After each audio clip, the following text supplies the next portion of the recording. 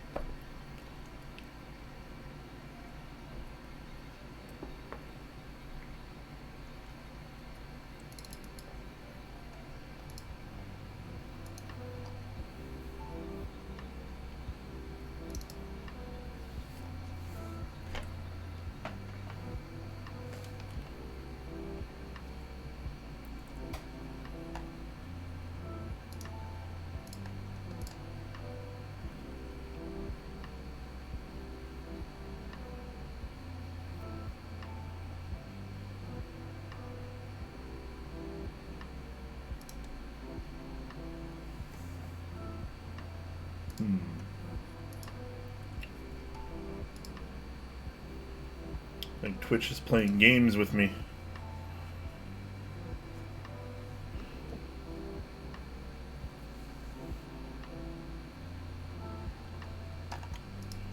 Maybe not.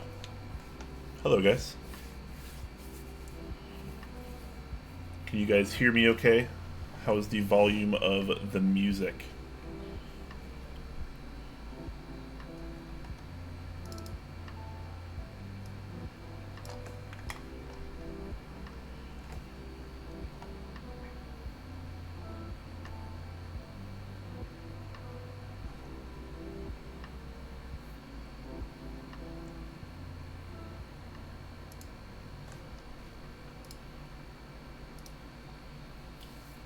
I'm live just a little bit early just to make sure everything's set up okay.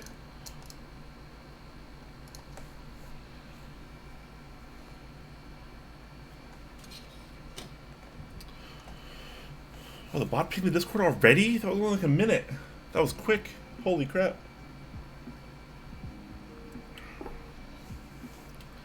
Straight classy, what's up, man? Was this planned? Yeah. Yeah, I mentioned it yesterday on stream when I posted about half an hour ago on Reddit and the Discord that I'd be going live. So, I mean, it wasn't super planned in advance, but it was planned enough in advance. Type so we can hear. Alright.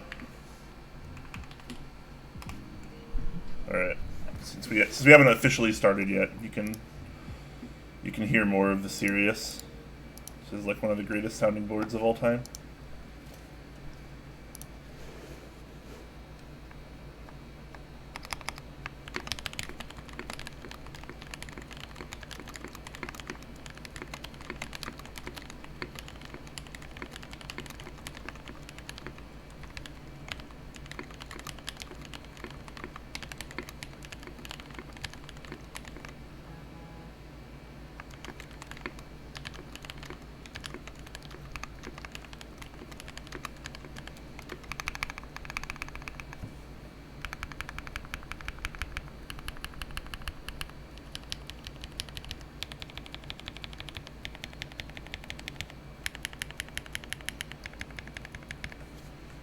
Pretty good, guys. It's pretty good.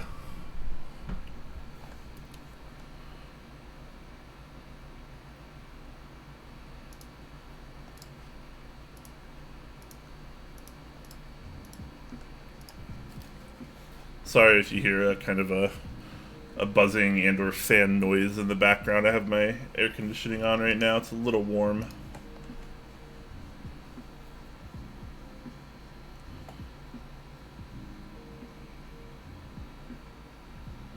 It does sound good. I love it. Which typing experience do you prefer, Kepler versus Sirius? I haven't typed on the Kepler enough to really have like a full opinion on it because I am still waiting for my PCB to be fixed. So once I get that back in and I rebuild it and it's working, I'll probably be using that for a while because it did feel pretty good when I first typed on it. So we'll have to wait and see. I'm gonna wait just a few moments before I officially start, just to let people kind of come in now that the bot has pinged. Hope you're all doing quite well today, though. excited today that you're going to get on the serious Cyber Sam. I don't think you're going to be disappointed. I truly believe that this is going to be one, if not the #1 best board this year. In my opinion, at least. I'm all about variety. I'm all about new typing experiences. I've really been on the non-metal keyboard train lately. I think that while aluminum and brass keyboards are very cool and very nice, they're getting a little overplayed. And I think that both polycarbonate and palm and even other plastics and materials are kind of, I'm not going to say the future, but I think they're going to be more of a trend for the rest of this year and probably 2020 as well. And I am all for it because this palm feels and sounds amazing. There is a brass weight in here just to add a little bit of extra heft. Obviously, being plastic versus metal, plastic is a little bit lighter. So, you know, without the weight, it doesn't feel super light, but it's not exactly heavy either. But with the weight in there, the overall keyboard weight is pretty respectable. It's a little bit north of 2.5 pounds. So it's a little over a kilogram.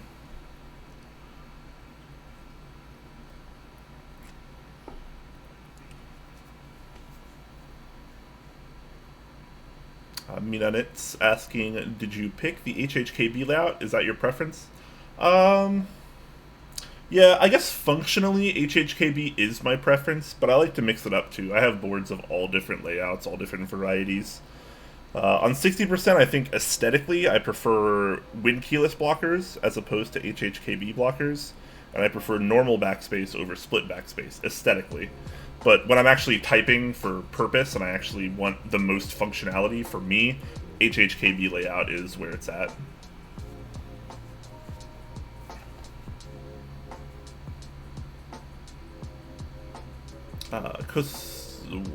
Cozy Fanituti asking, sorry if I got that name wrong, were you guys able to confirm what went wrong? I'm assuming you're asking about the Kepler PCB.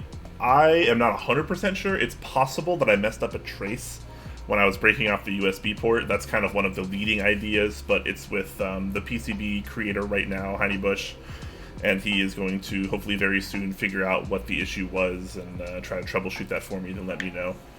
I do have another PCB on the way that's actually supposed to arrive tomorrow, as well as another plate. This one's going to be copper as opposed to the carbon fiber that I had used during the build stream. So I do have a working PCB and another plate on the way. So I'll be able to have a couple different configurations of the Kepler, and it's going to be so awesome because the Kepler is really, really interesting and fun.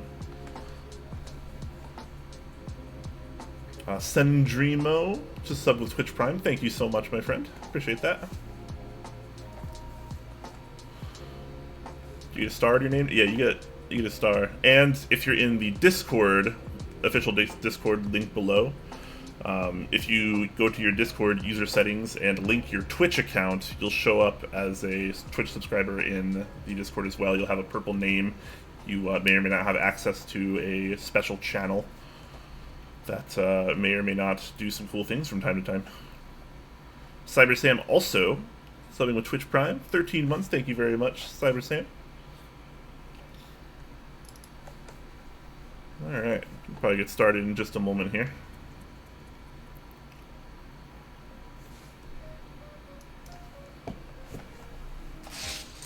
I just got this in today. It's a set of GMK TA90. So I might put this on the board that I'm building today, just temporarily before I send it back, just so I can test out the Triumph Adler. I do like this set. I'm really excited to actually try this set out. And look up the compatibility for this set though, just to be sure.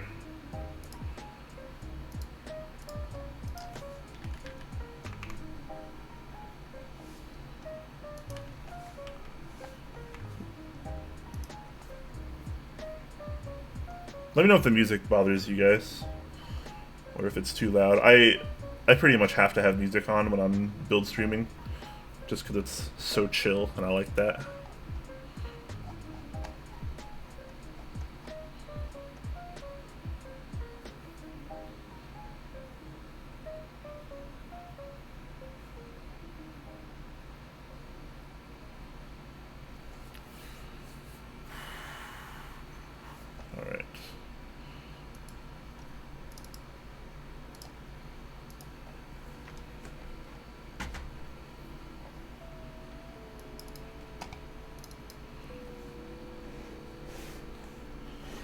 fine to me, not too loud. Cool.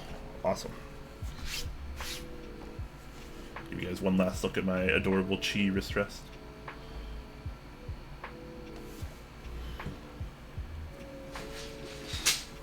Oh, this is kind of heavy.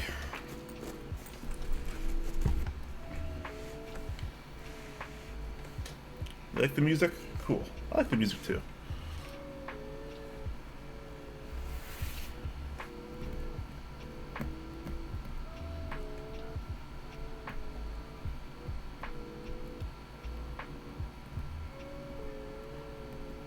Hey girl, hey.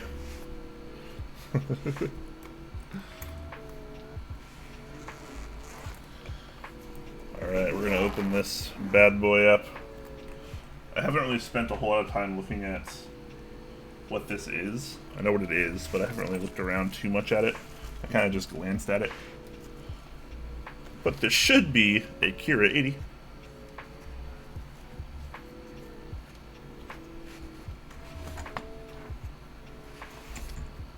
It is quite heavy.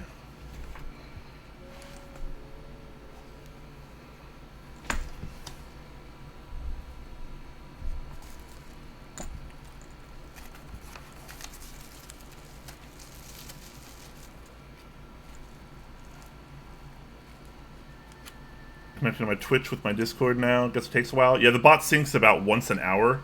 So within the next hour or so, hopefully sooner, it'll sync you there. Looks like these are some screws, presumably for the plate, if I had to guess. Pretty sure this is a top mount board.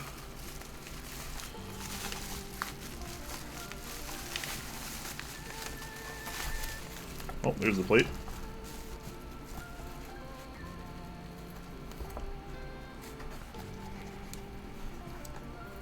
Looks like we got some bump-ons as well.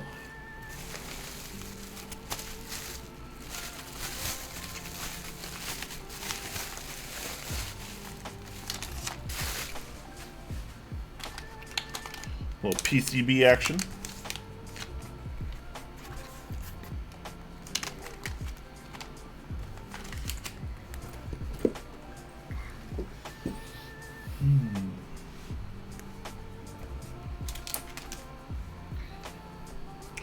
Looks like it's more or less a universal plate. Aluminum, by the look and feel of it.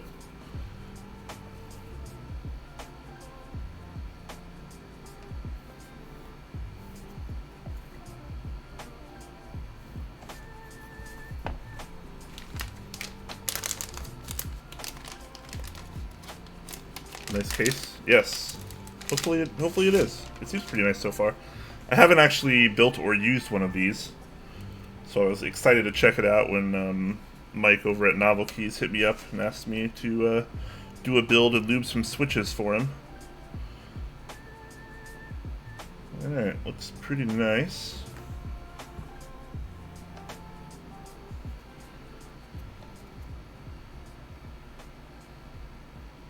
I'm not sure how this is programmed. I should probably figure that out. There's no physical bootloader button, so I'm assuming there's some kind of key combination, and this is used with QMK. That's the hope, right? Is this my board? This is not my board, no. This will be for Mike over at Novelkeys. Okay.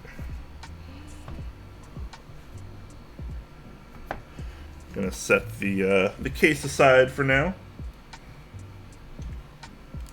Work on the stabilizers first. Then we'll move on to the plate and switches. I am going to be using Gateron inks today. I lubed these over the last 2 days. These are lubed with Cristo Lube MCG 111. I used GPL 104 oil on the springs, if anyone is actually curious. And I got some GMK screw-in stabilizers here. Do an ISO build for him? I don't know if you'd appreciate that. Although you guys will laugh when you hear what layout I'm going to actually be using. I gotta give Mike a hard time for it just because I love the guy so much. So he does want split backspace. And until I convinced him otherwise, he wanted a standard bottom row, non-stepped caps lock.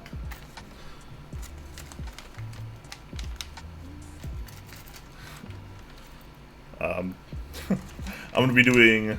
I convinced him to do a win keyless bottom row, even though the case is not win keyless. So there are no win keyless blockers here. This is the standard TKL.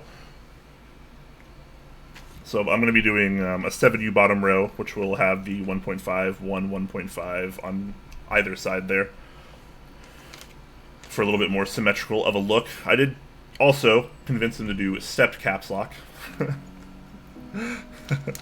So we convinced him of that, but it seems he definitely wants the split backspace, which, you know, while I definitely prefer from a functionality standpoint, I think looks a little goofy on TKL, but hey, I can't really complain. He's going to be the one using this keyboard, not me, so if it works for him, then that's what matters. Alright, so I'll need 1, 2, 3, 4. I think these are 6.25U. I'm not going to use a 6.25U. I'm going to find a 7U. I'm trying to talk him into the endgame layout. I do believe I have lots more stabilizers on hand. Ah, there's some.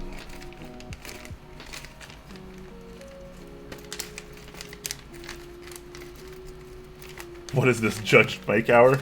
If we were judging Mike, I'd have pretty much only amazing things to say about him because he really is a wonderful person.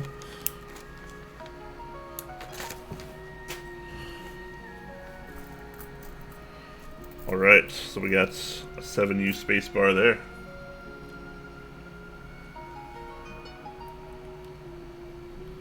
Split backspace is the best functional backspace in my opinion as well. I just think it looks a little awkward on a TKL. Especially because on a TKL, right here is where you have the tilde key, and using split backspace, right here is where you have the tilde key. So I'm not really sure what he intends to put there, because it's a little redundant, but it is what it is.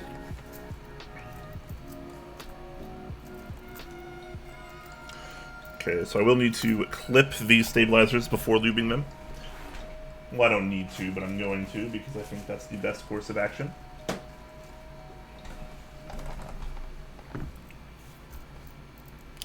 I got some super lube on hand here, super lube grease. That's what I'll be lubing these stabilizers with, as I usually do.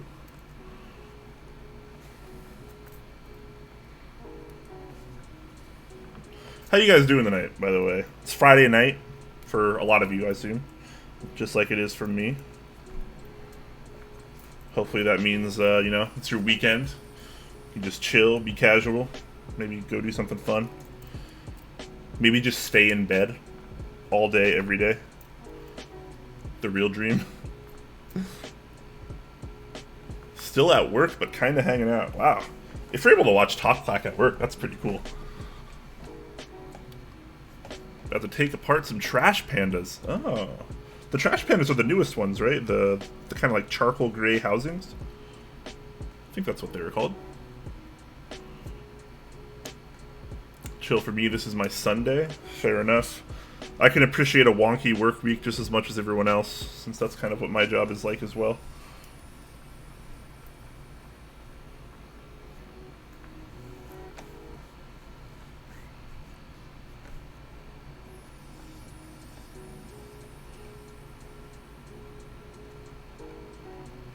Deciding on getting GMK Mizu. Yeah, man, I think that's a really good looking set. I got it on that the first day. If you do plan on buying Mizu, consider using the Top Clack affiliate link, dixiemech.com/topclack.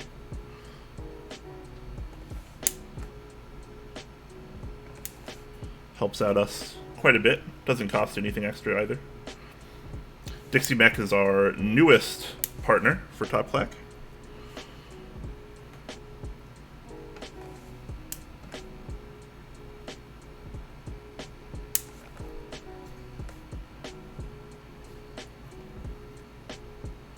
It's my boy. Hey, Ray. How you doing, man?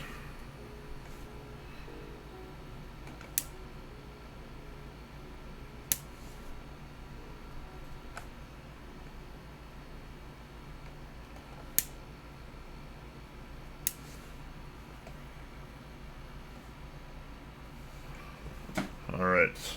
Now that we got those clipped, move on to some lube.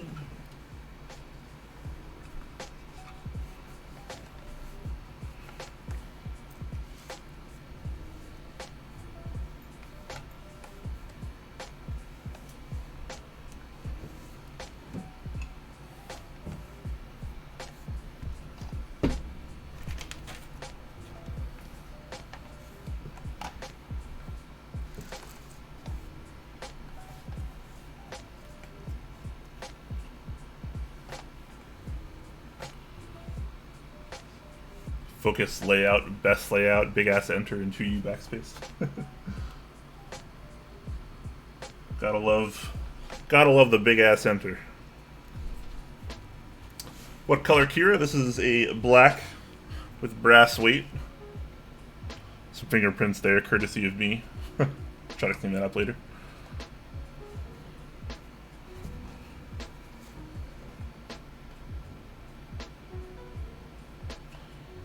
It kind of has this Kira80 by Thesis Camper XE branding on it there.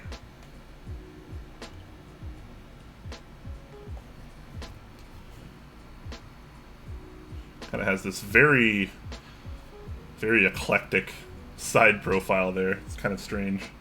It's kind of a love it or hate it sort of affair, I guess.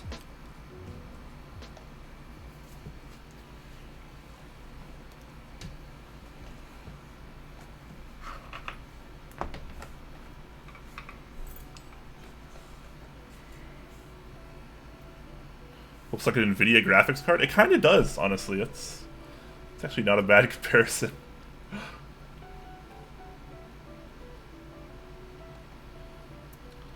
Like the weight? Yeah, the weight's pretty good.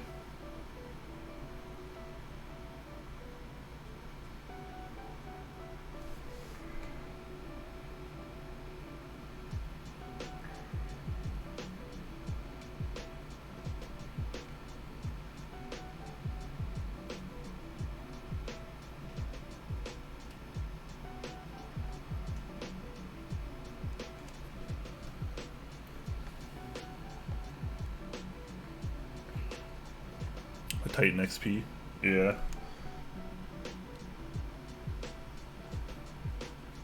They didn't do that on the 9 series and lower cards. Those were a little bit more professional looking, a little bit. Then they kind of just went full gamer after that.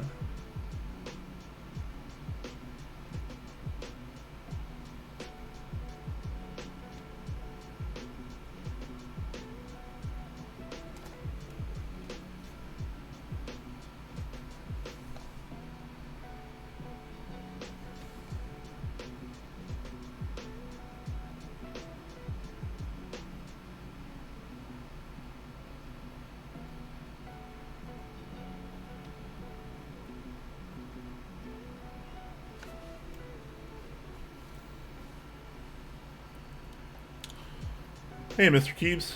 Regular inks? Yeah, these are going to be regular inks. Normal Gateron ink switches. Cristo Lube MCG 111 is the lube on those. GPL 104 oil on the springs, because that's how I roll. I went very light on the MCG 111.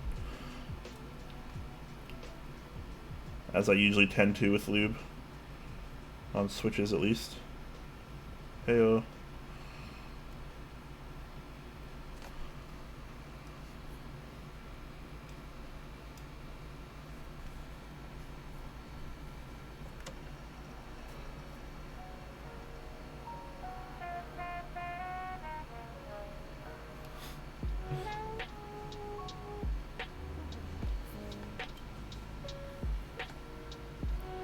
You did 111 with 104 and it was quite nice? Nice.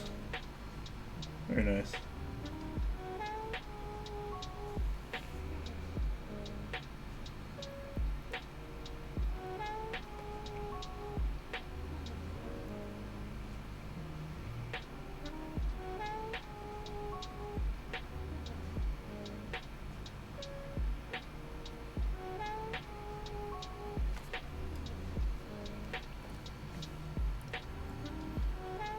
Finally getting with the times.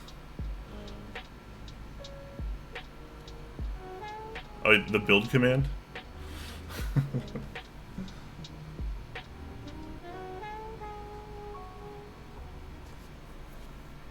Yeah, I'm a little bit behind on some things.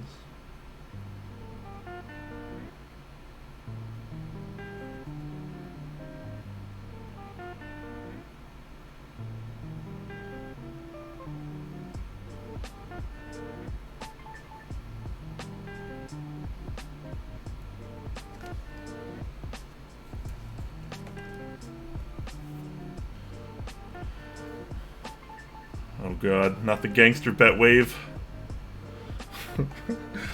Mr. Keeves, thank you so much for the tier 1 sub, man. You subbed in auto-renew? It's not Twitch Prime. I'm not really sure why then. Usually the normal tier subs do auto-renew. Twitch ones, however, do not.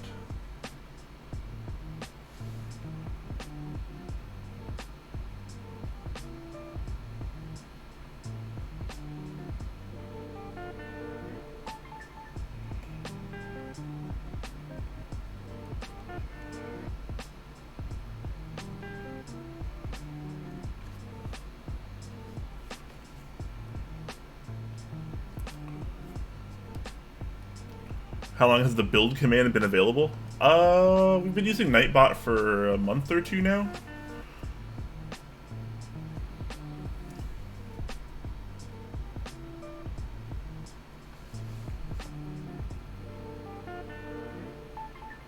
So it's been just a little bit. It is still relatively new, all things considered.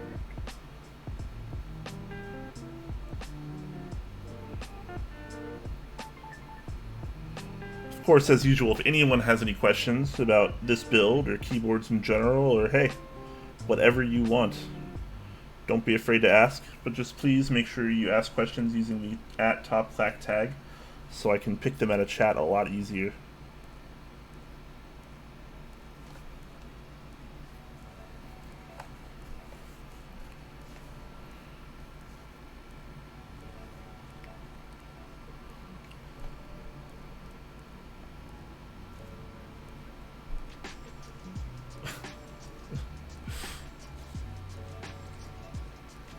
Mr. Keeb's asking, are you using the Sirius as your daily? What's your overall opinion? Yeah, I've been using it since I built it last Friday, I think the build stream was.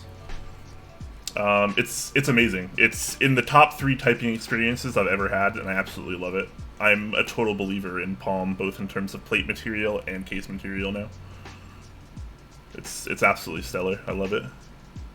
What kind of plates? Assuming you mean for the build I'm doing now, this the Kira80. It's an aluminum plate. Nothing too fancy. Just the black aluminum plate that came with it.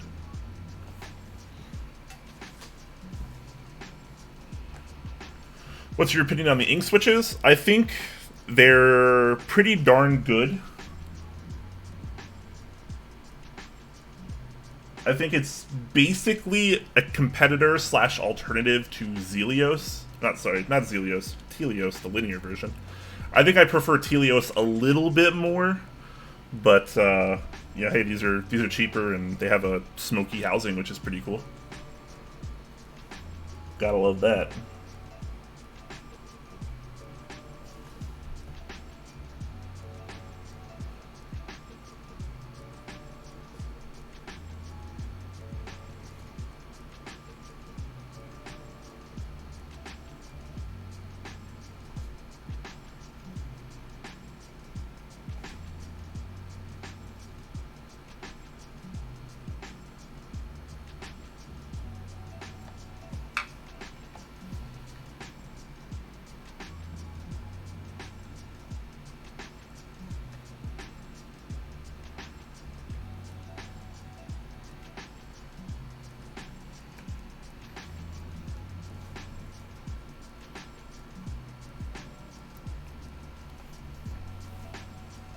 How does Palm compare to polycarbonate in terms of sound?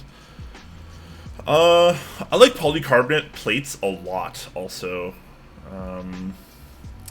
I haven't spent much time with polycarbonate boards. I've built a couple, but I've never actually owned one yet, so I don't really have quite an opinion on it quite yet.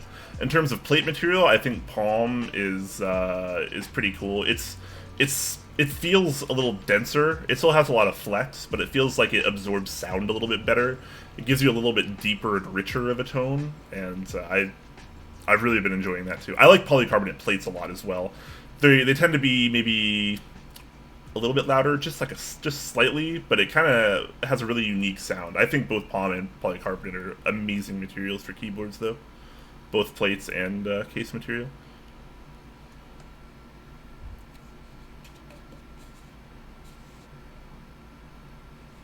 Telios sound though, puke.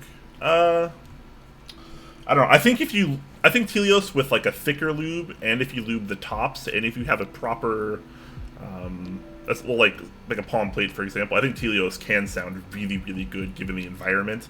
I think they get a little bit bad rap. I think people exaggerate a little bit. I don't think it's that bad of a sound. Switches. I mean, when it comes to typing sounds for an overall keyboard build, the switches are only part of the equation.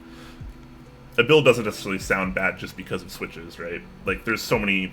The case that you're using, the housing, the material, the plate, the lube, the spring, the keycaps, everything has an effect on sound in a keyboard build. It's not just the switches, so... I feel it's always too hard to say that, like, this switch sounds good and this switch sounds bad, because I think it's a little bit more complicated than that. Good evening, Mr. Petrov. Glad to have you here. ISO returns asking between Palm and PC, which are more sturdy? I think they're both pretty sturdy. They're both pretty flexible, but like polycarbonate is really strong, right? I think the Palm is also relatively strong. I haven't done a lot of flex testing. I'm not trying to break any of my plates or anything. But I think they're both very strong and relatively flexy materials if you use them in keyboards in terms of like 1.5mm plates. Mr. Petrov subscribing at tier 2 7 months in a row. Thank you so much, man. You are a scholar and a gentleman.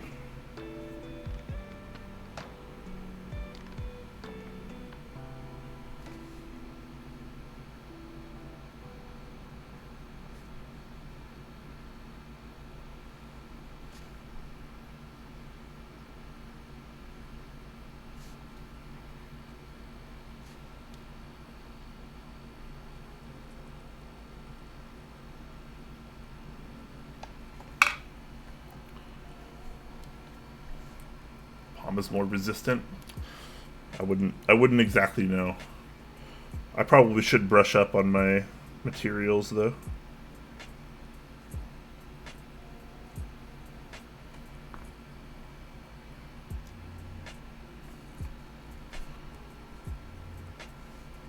Sound is also affected by how muscular your fingers are, Kappa. I mean, I guess, yeah. The harder you type, the different the tone is going to change, right?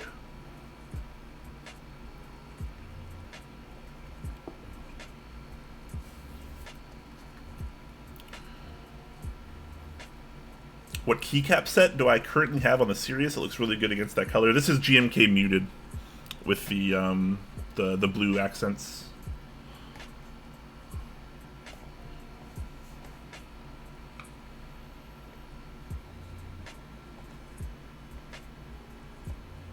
The Palm Sirius way more than the PC one. I guess that makes sense, yeah. It does feel and sound like a denser plastic. So that wouldn't surprise me in the least.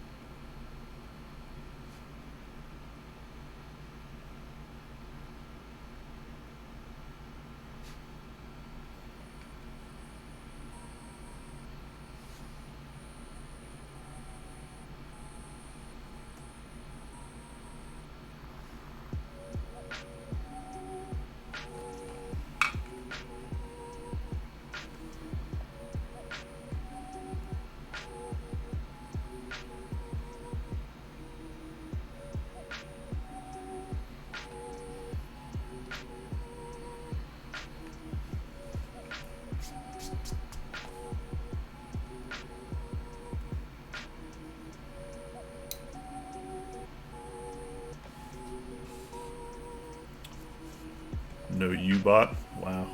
Don't be mean to the Nightbot. He's just doing his job.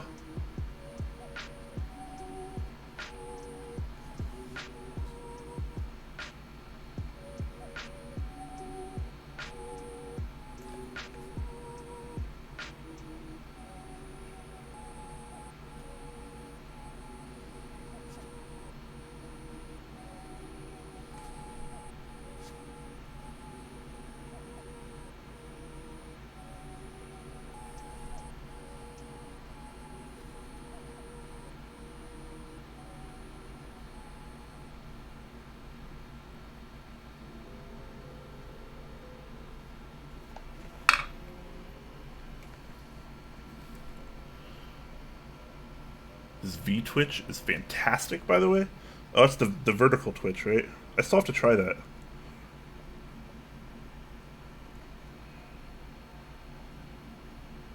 Still have to try that.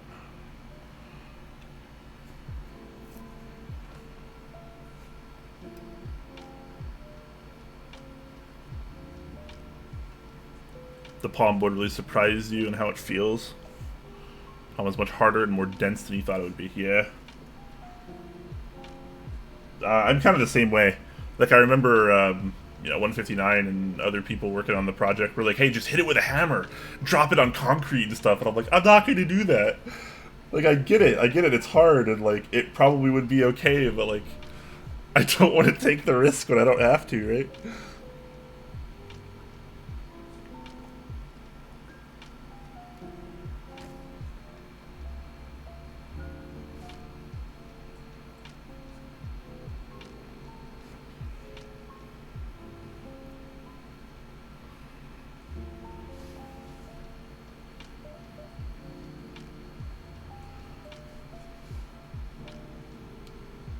If I'm going to hit keyboards with a hammer, it's going to be a keyboard I don't particularly like.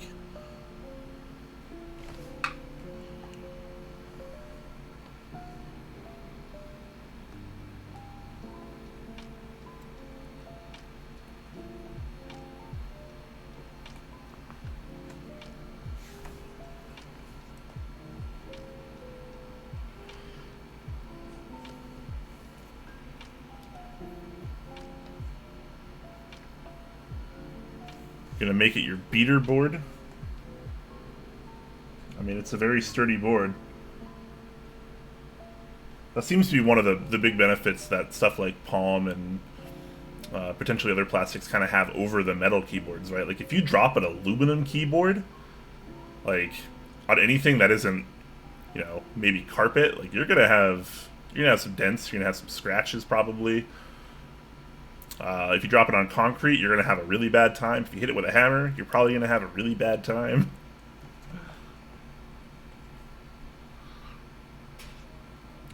I wish someone lubed me the same way Quakens does to his stabs. You mean slowly while taking time out to interact with Twitch chat?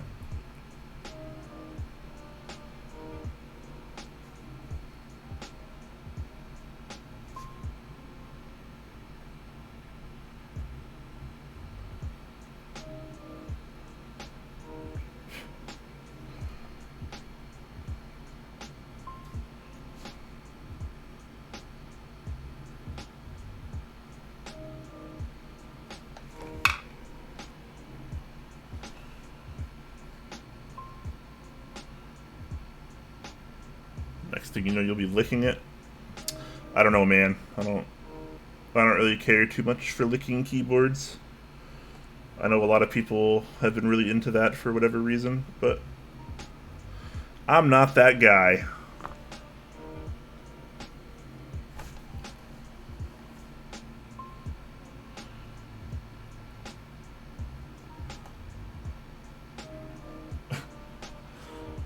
With a brush and tweezers. You guys are silly.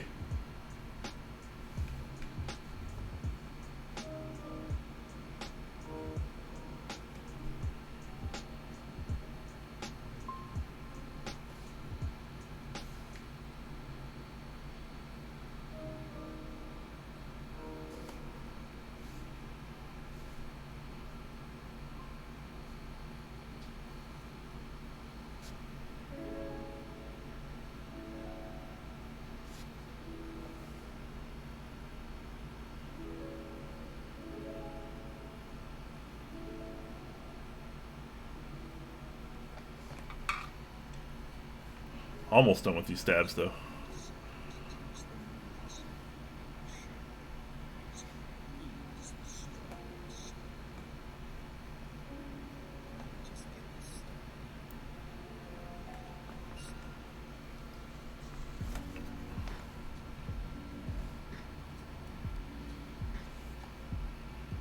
Stab lubing sucks. Yeah. I mean, there are quicker ways to do it. I often use, like, kind of more of a half-ass method a lot of times when I do my stabs. But since this is a build for Mike, I'm going to make sure it's the best that it can be.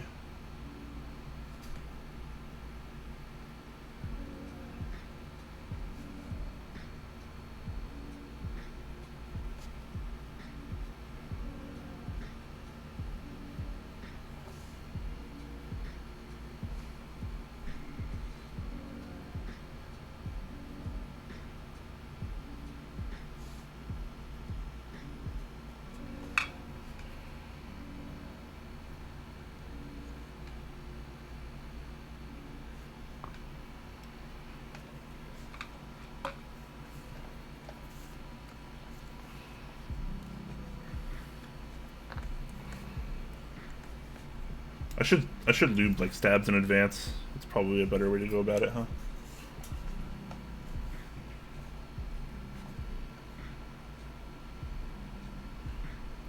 I've heard a lot about inks. Are they actually any good? Yeah, they're a very good linear.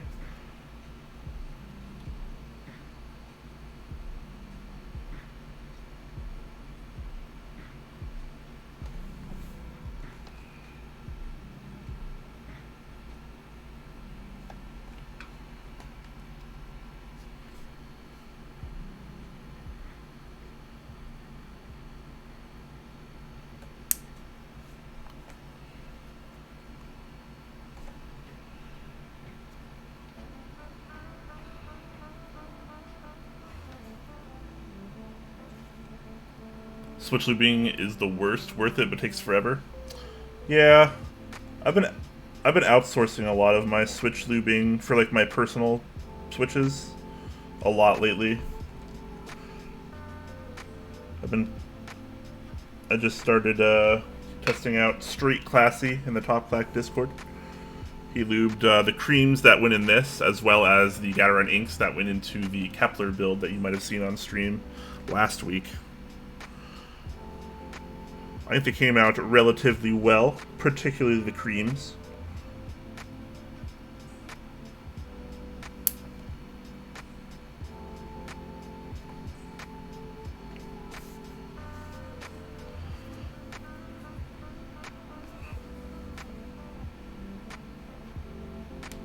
A lot of people find switch lubing very relaxing, very therapeutic. I used to be one of those people, and like I still can get into it from time to time, but lately it just feels more like a chore because I have so many switches that need to be lubed, and I need to try so many different new lubes because there's like more stuff always coming out, and there's so many new like hot things all going on. It's hard to keep up with that and everything else in keyboards like at the same time. And as long as someone that is lubing my switches like actually knows what they're doing, it usually winds up okay, even if it's not like completely 100% how I would do it. It often comes out pretty well.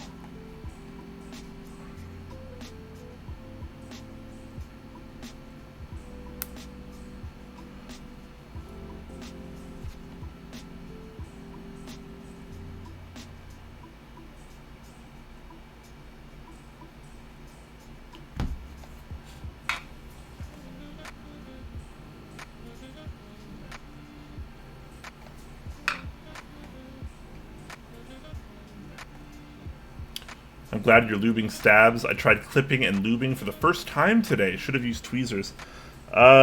Tweezers are the most important tool when doing any keyboard thing, practically.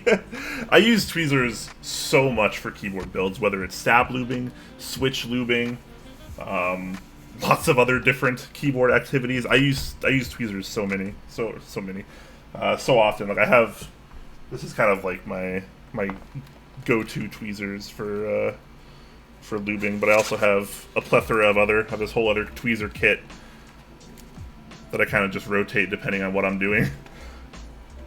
I think investing, $10, $15, $20 into a tweezer kit is probably some of the best money you can spend if you actually build a lot of keyboards. Oops, got this one backwards. There we go.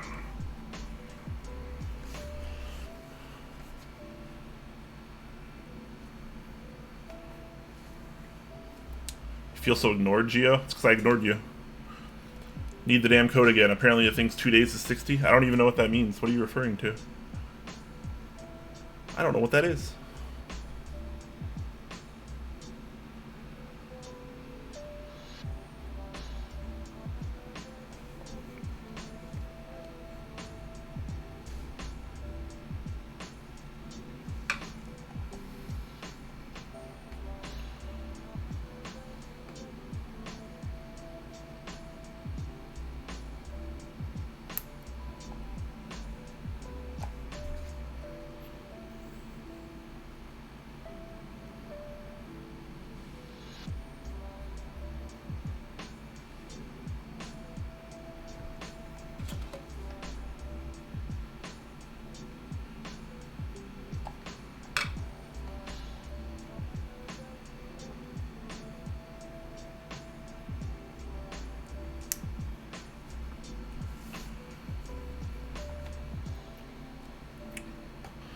Look at Gmail. Why do you ask me to do these things during the stream?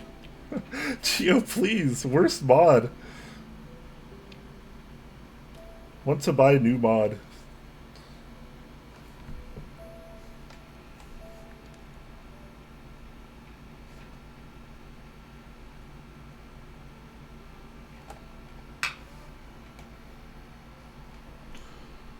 Let me at least finish these stabs and I'll send you over that code real quick.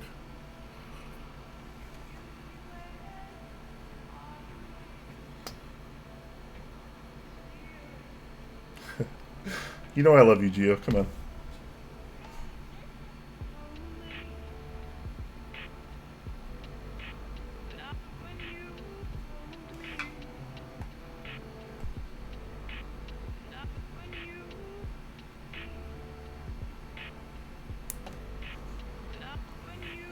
Alright, got these stabs done.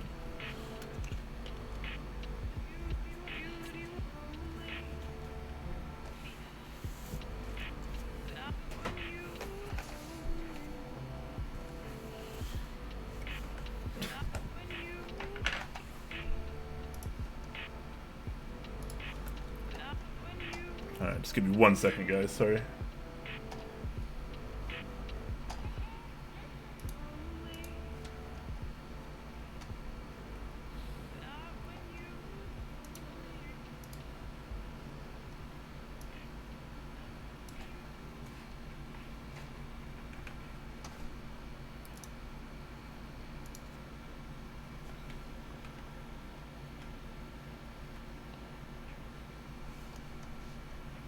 Why did that not copy? What the heck?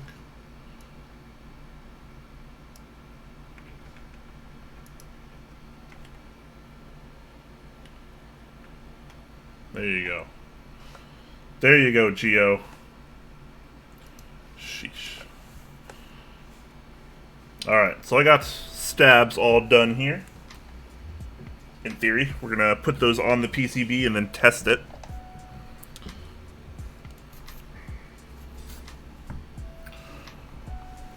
Actually, I'm going to test the PCB first. Just very briefly here. Hey, there we go. That's micro. Or mini. Whatever this outdated PCB standard is called. Alright.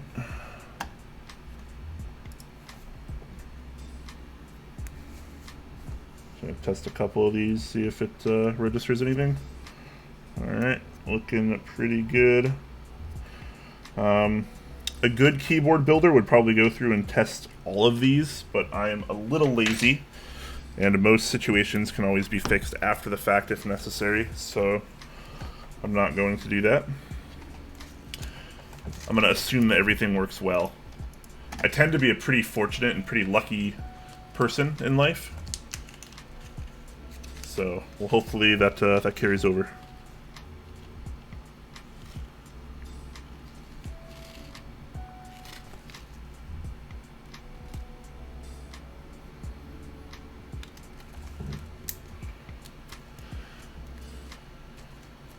Hot PCB. Yeah, PCB is pretty nice. I like the color.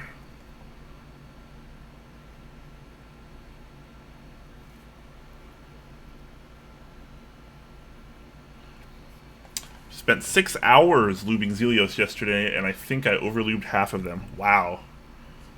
6 hours is quite a chunk of time. I mean, I guess it took me about... This is 90 switches. It took me about 4 hours to do 90 switches, roughly. And that's with tub lubing the springs, which definitely saves a little bit of time. Otherwise, that probably would have been a 6-hour job for me. Alright.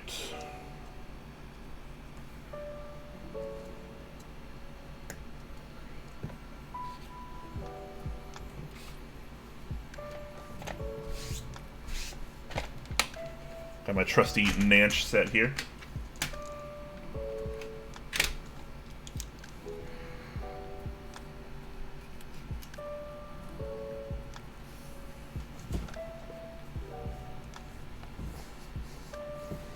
Dropping screws, no big deal, you know, the usual.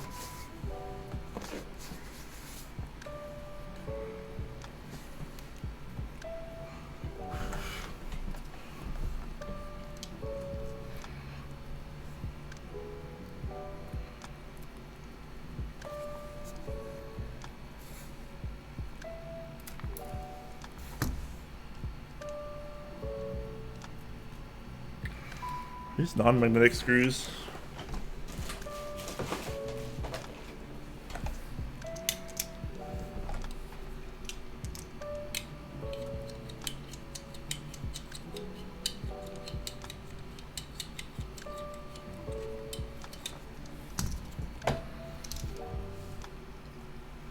Huzzah! There we go.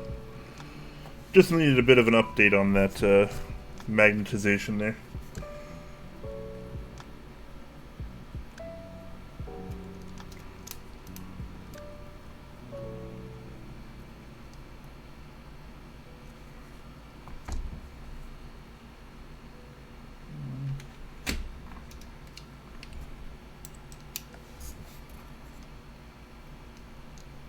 There we go. That's better.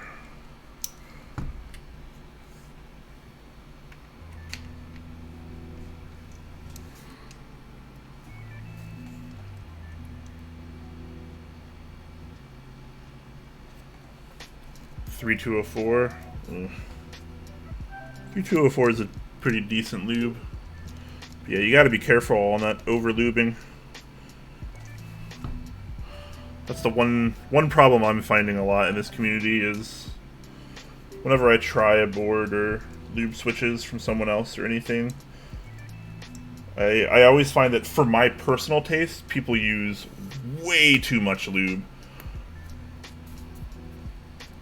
Not that it's necessarily a bad thing or whatever, it's all personal preference.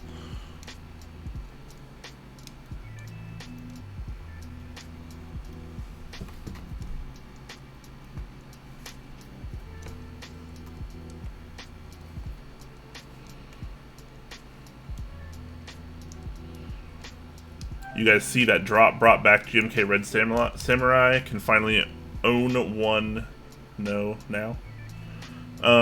I did see it, but I am a little disappointed that they're not running it as like a full set. They're running it as like standard TKL, standard 65% or standard 1800, which I thought was a really, really odd choice.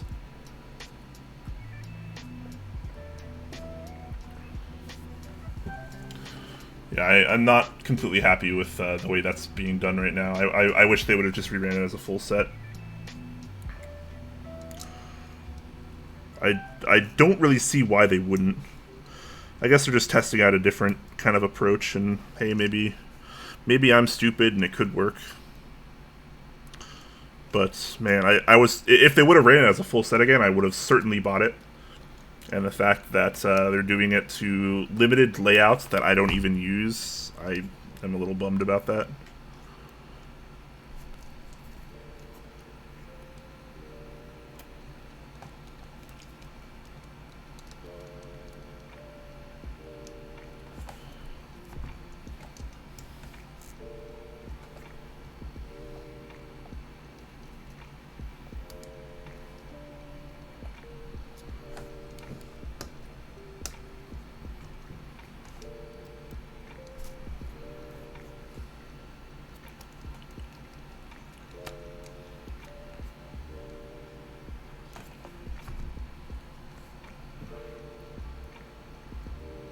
Need the Sangon support. I totally agree. Totally agree.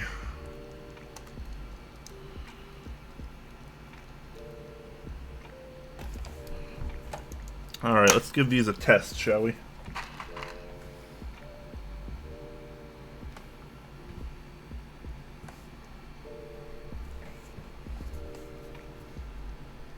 Oh, golly. I can already tell this PCB is going to be a nightmare to put these switches in.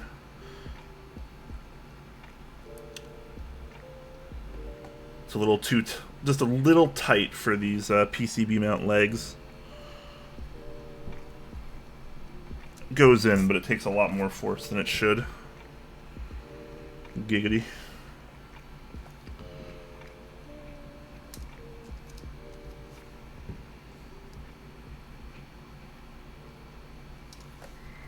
That one goes in easy because it has different cutouts.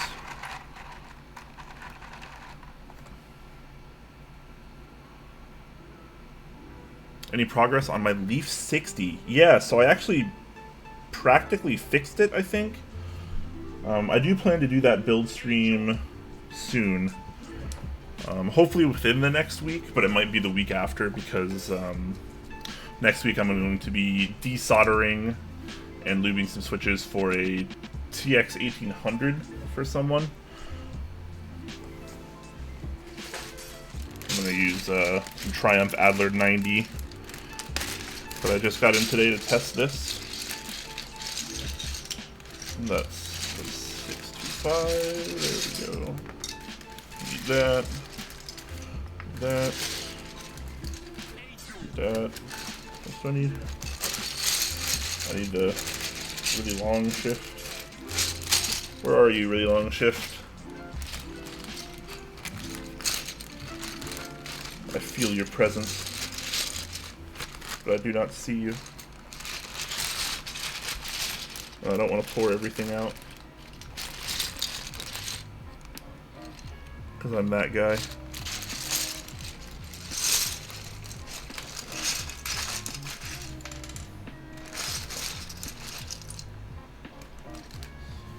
That's not 275. There we go. Alright.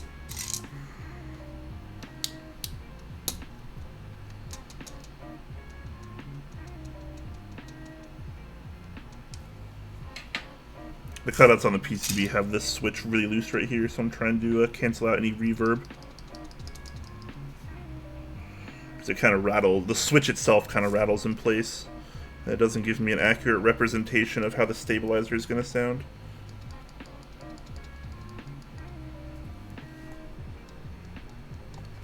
Alright, sounds pretty good.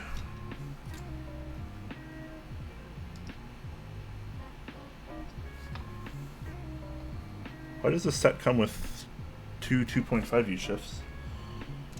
That seems kind of weird.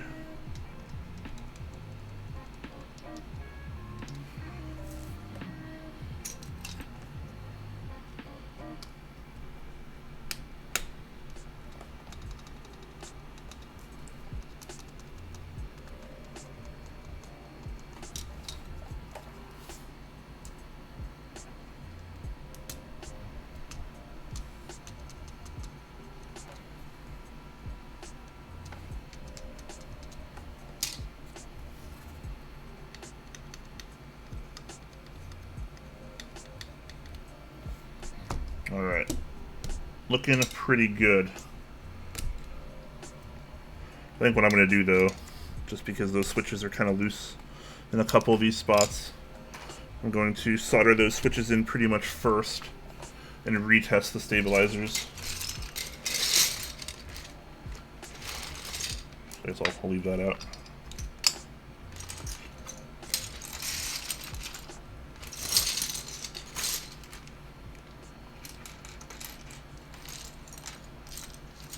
Need to lube your peg. I wonder how that would work, actually, just lubing. Lubing the outside pins on your switch that go into the PCB. That's gotta be a good idea, right? Right? Right?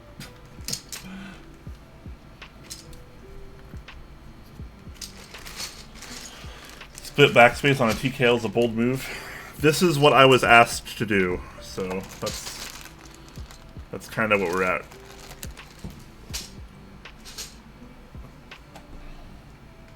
It is one less stabilizer though, so I like that. Anytime you can avoid stabilizers, usually you're doing it right.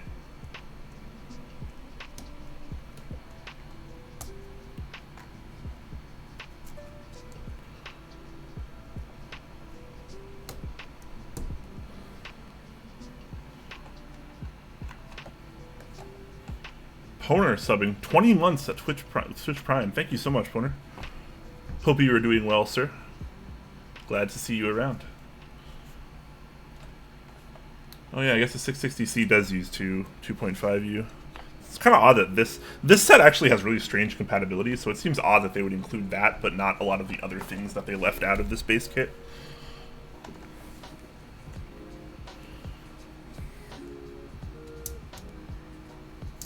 Alright, let's put some switches in, shall we? Get a little stability on this plate going.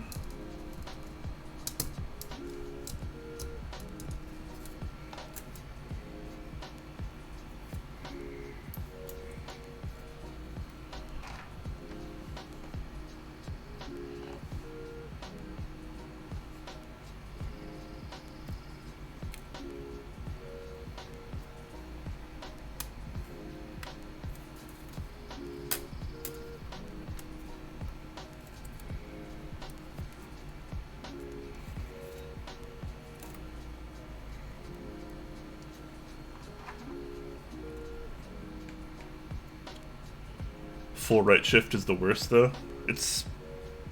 I mean, I like it on a TKL, it's fine. Because you don't really need the function layer quite as often on a TKL as you would some others.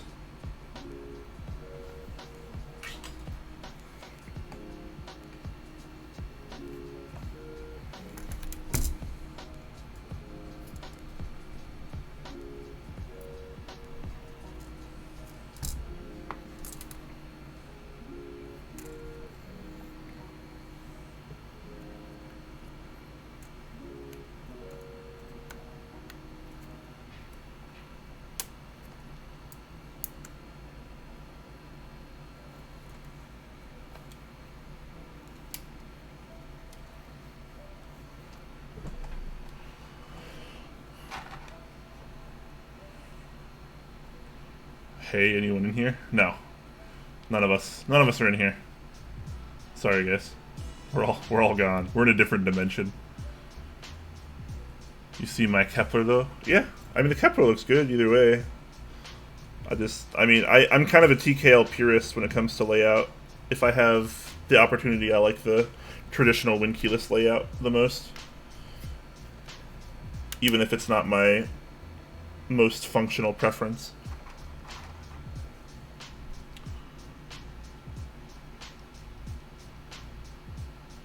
Use the keycap method to put switches in, save your fingers. Is there a keycap method? What did you just put caps on the switches and push them in? I mean, I'm not too worried about it. Once I get some of these in, it's going to be a little bit easier. It's just the first handful of switches is always the most difficult, I guess you could say.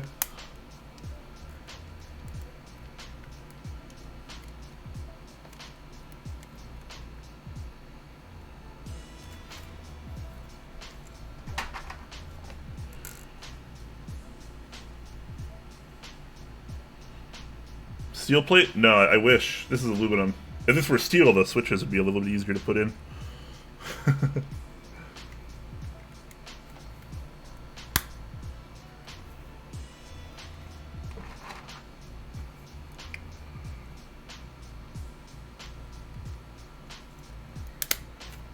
Alright, now we're getting a little bit more stability here.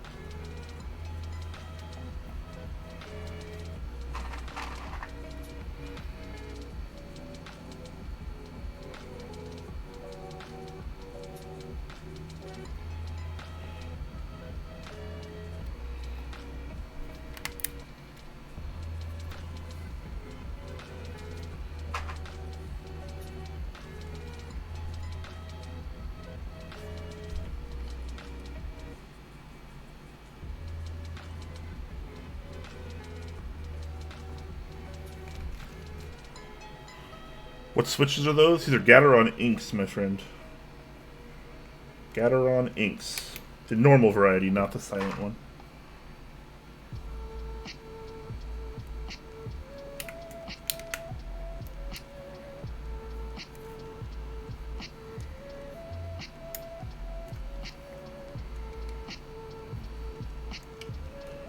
Alright, so before I move any forward, I'm actually going to solder on the stabilized keys so I can do a bit more proper of a test.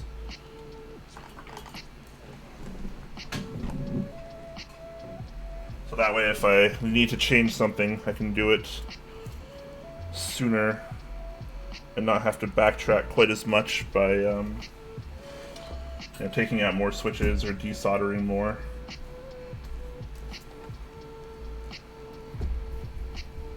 Not that desoldering is too terribly tough with my setup, but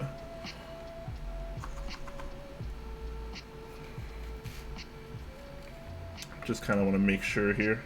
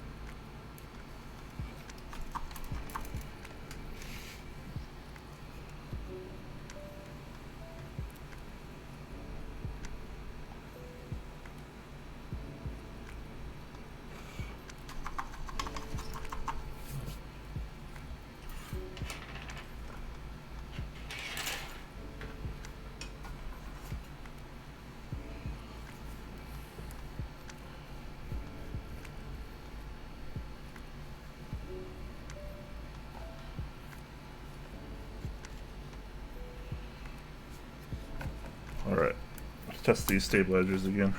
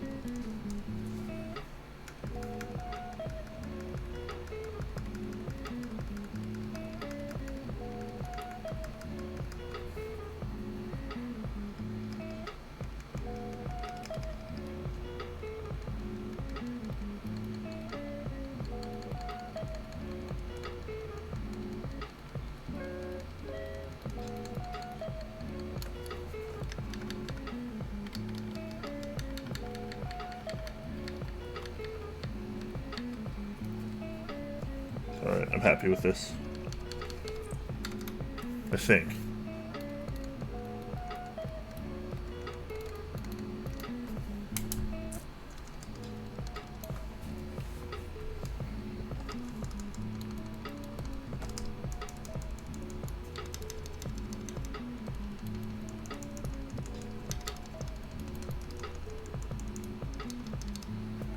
Alright, yeah, that's all plate noise. Okay. That reverb will chill out once it's actually in the case. I was trying to figure out if what I was hearing was noise from the plate or if it was actually some form of rattle from the stabilizer. But it's definitely from the plate.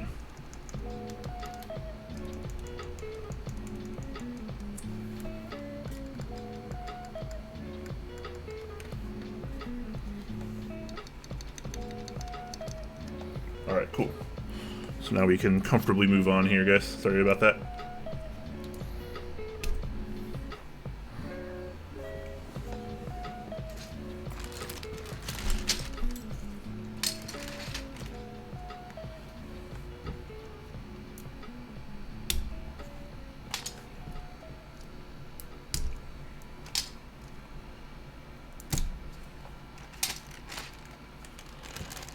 Somehow keyboard chores don't seem as so bad when someone else is doing them. I'm gonna finish my blacks. Yeah, man, I'm right here with you. Let's do some keyboard work together, right? Make it a little bit easier.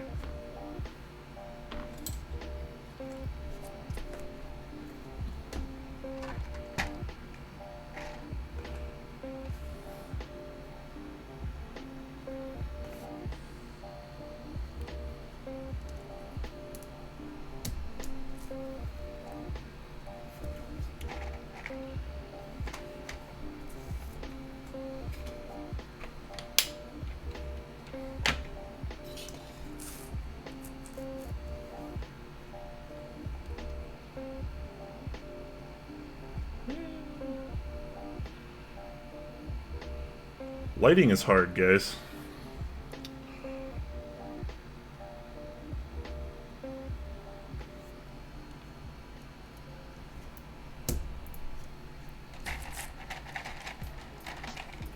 Ooh, Kira80. You know it, buddy.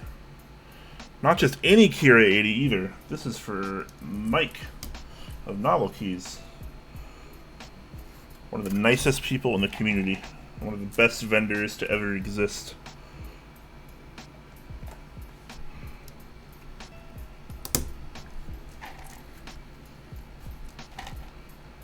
And make sure if you buy things from Novelkeys, you use promo code CLACKERS. CLACKERS, one word. That'll get you 5% off your order.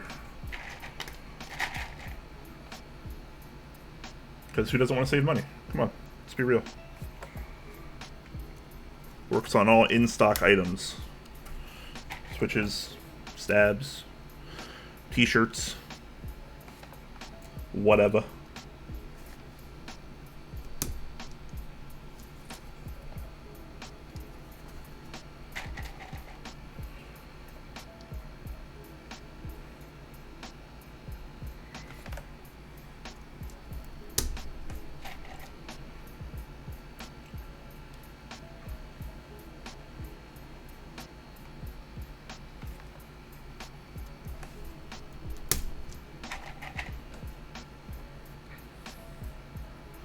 Talisman Solution says substitute for missing in action 001 Anthony's Friday build stream.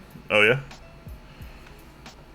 I'm not really I haven't seen him stream in a long I haven't watched a stream of his in a long time, so I'm not really sure what his stream schedule is like.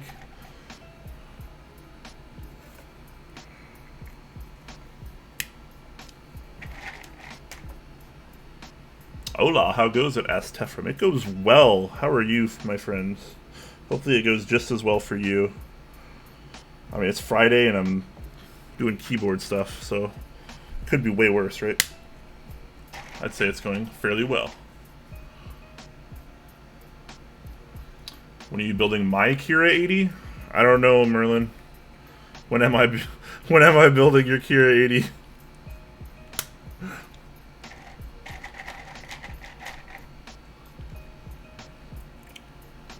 That's a good question. Why don't you build your Kira80?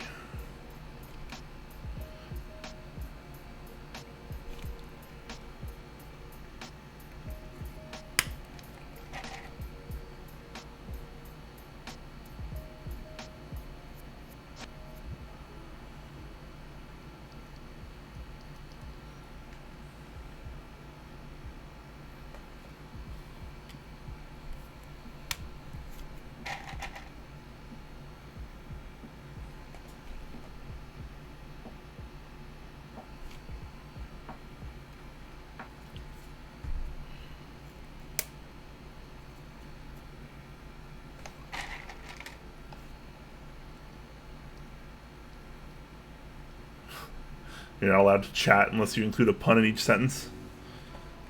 Merlin the pun wizard.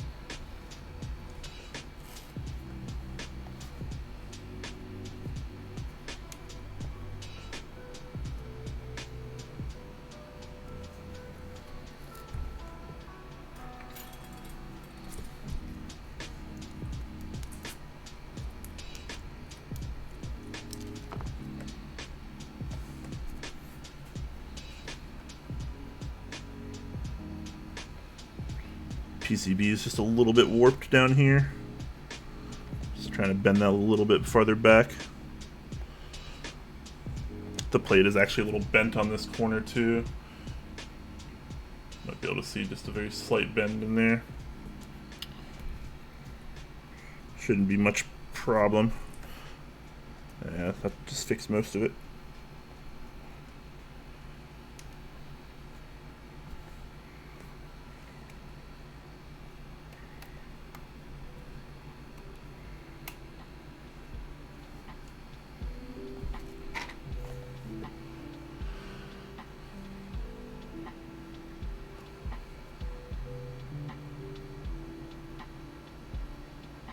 I don't know what KBD lubes their stabs with, but it's bad. Super sticky and stringy. Yeah, I'm not sure either. I tend not to use stabilizers that are included in builds from KBD fans. Like the ones that I got with my tofu, because they didn't feel or sound very good even with lube. So I usually just swap them out for GMK ones.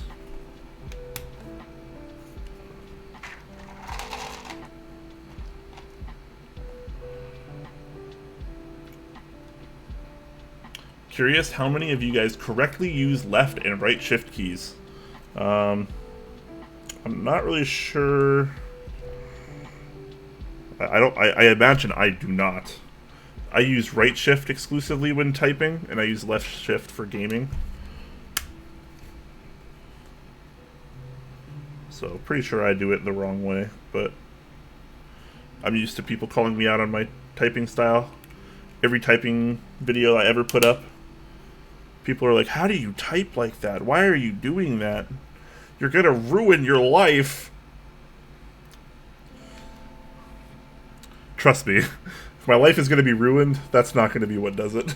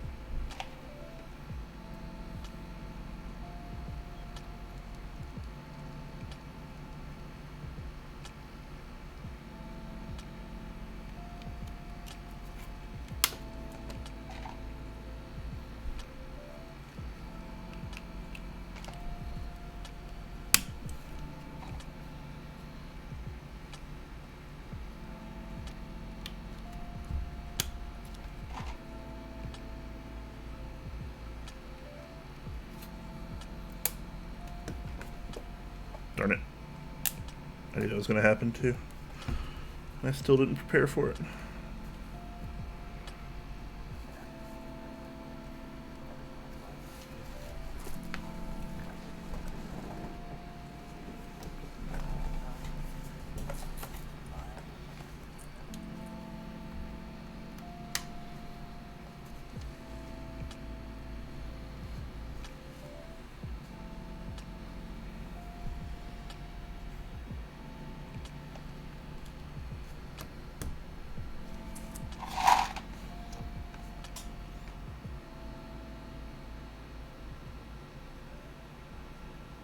You're gonna be the thing that ruins my life, Ray? Gosh, I hope not. Have you tried not ruining my life? Seems like a pretty good alternative, right?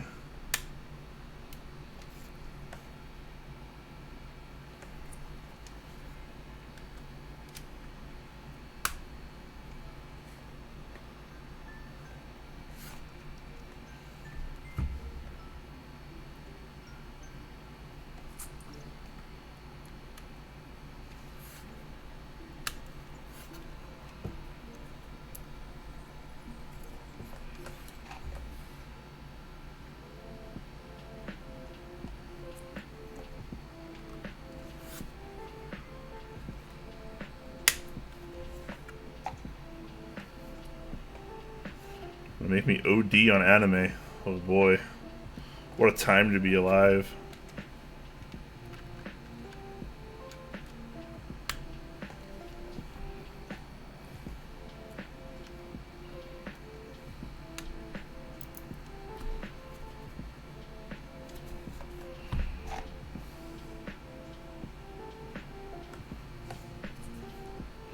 What a time to be alive.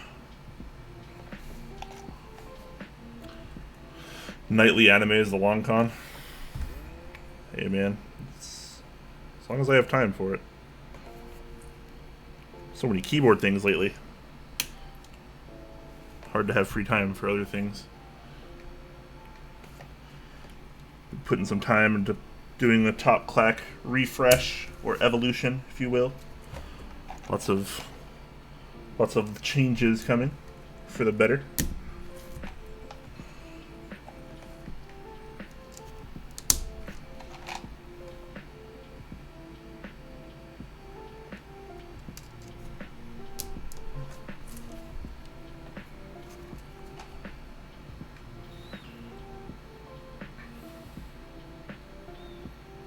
Hey Sushi, hope you enjoyed your nap.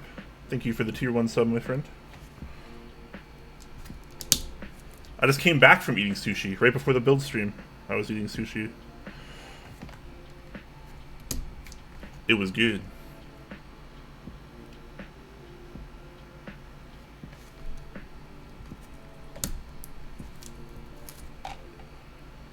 No wings? No. I kind of want to get wings later if I have time. We'll see. I got secret project stuff to work on after this stream.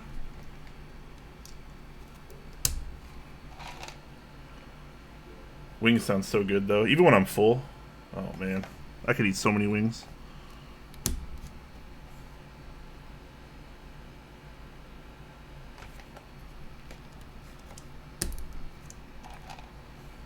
Secret wings?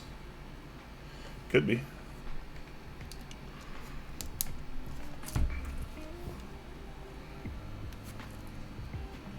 It's just how I like my wings. Secretive. Alright, so I did manage to talk Mike into win keyless bottom row and stepped caps lock.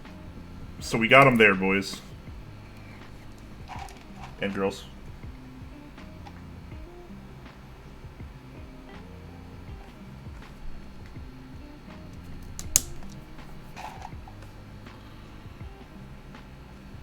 Wings are always the answer. It's the answer to questions that don't even involve wings.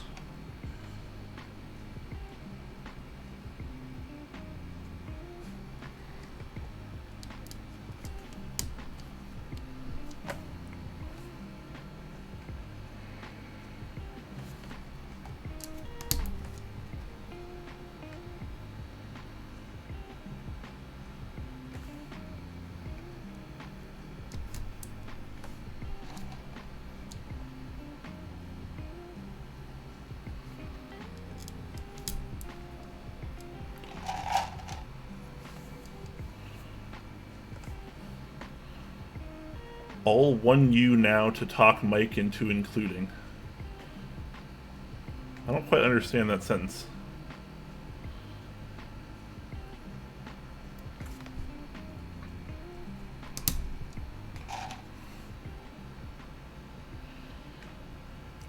This build stream is the perfect background while I work on stuff. I'm glad you feel that way. That's kind of how I like it too. I like my build streams to be pretty casual. They don't need to be, you know, full of excitement and hype. It's just it's a chill kind of thing. You know, I hope that you guys work alongside me and just kind of hang out, you know?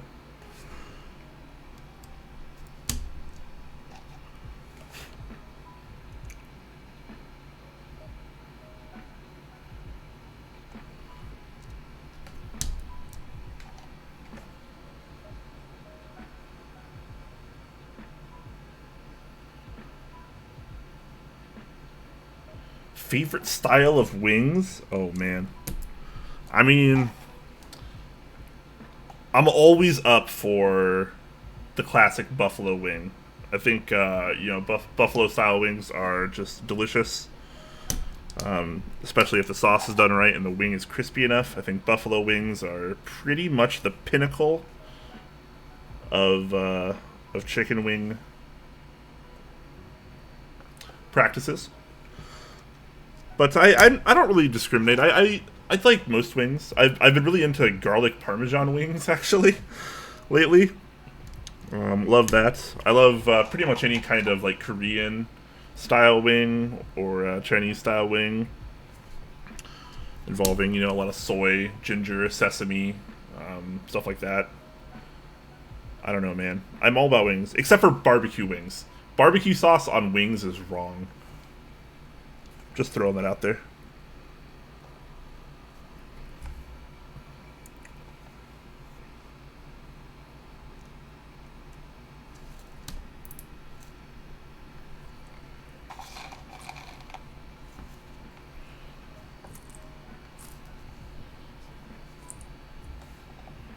When you did martial arts, did you ever study Wing Chun? No. Good joke, though. I always wanted to, though. I think Wing Chun is really, really interesting. But there was nowhere around me that ever taught it. So I could never, like, really learn it. I need some keycaps so I can make sure I got the sizing properly. You think after hundreds of times I would know how to do this by heart now, but alas, I don't.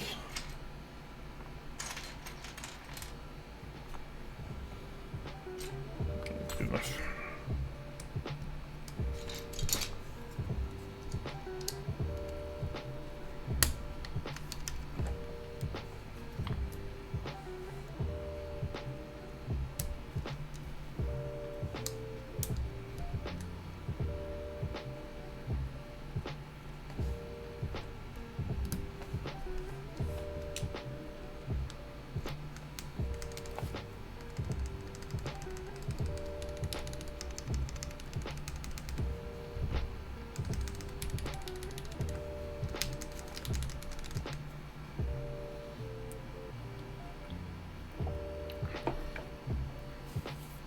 All you guys in Discord are ridiculous right now, by the way. Lemon pepper wings? Totally. Totally. Lemon pepper's great. I'm always a big fan of lemon pepper.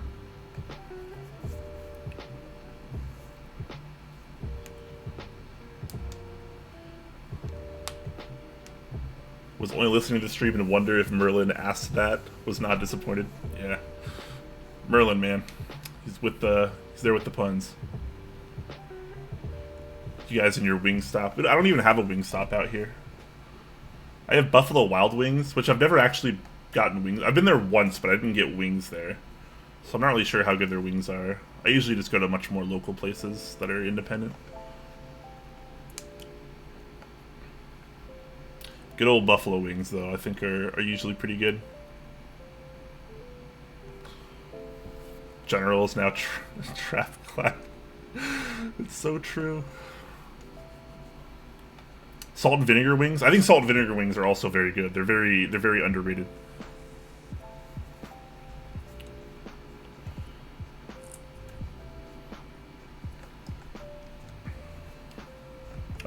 Also, one thing that's interesting about this set, a lot of you may not know or have seen this. This is row 5 cherry profile. So this is not the common row 4 cherry profile that you use on the bottom row on keyboards. This is row 5, so it's a lot more curved, a lot more aggressive sculpt down at the bottom here. I'll show it off a little bit more once the board is actually built.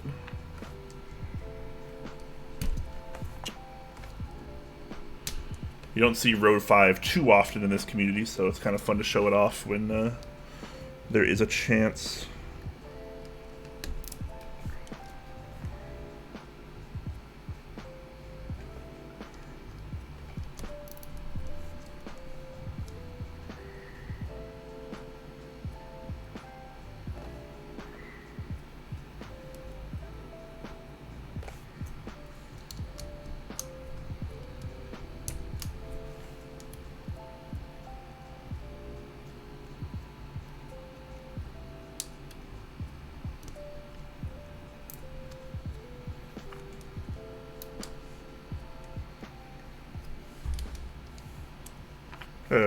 I was right.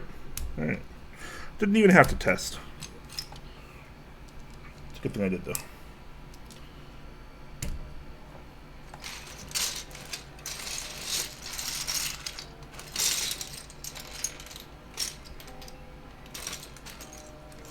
Korean fried wings are the bomb.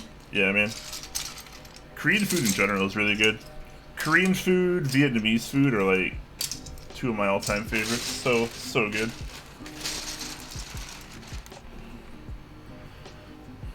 TA90, yeah, just got it in today. Bought it off a fine young gentleman from the Discord for a fairly reasonable price.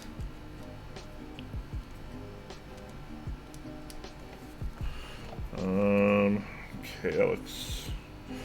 That's right, got my windkeyless bottom row, got my step caps, got my split backspace, got 3 switches left over in case I need to swap anything out for any reason. This switch isn't in all the way. There we go. This is why I like to try to give you the camera angle from the side. If you eye down the rows, you can see if any switches are like crooked or standing up too much, potentially. That's why I like to kind of eye down the rows like this as I go. I can see if anything is kind of out of place. Like this one. Almost in all the way. Alright, other than that, looks pretty good. This one there. There we go. There we are. This one.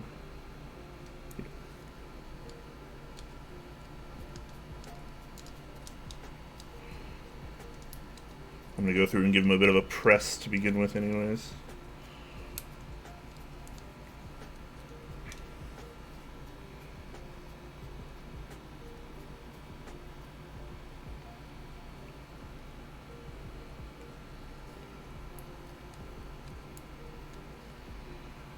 Alright.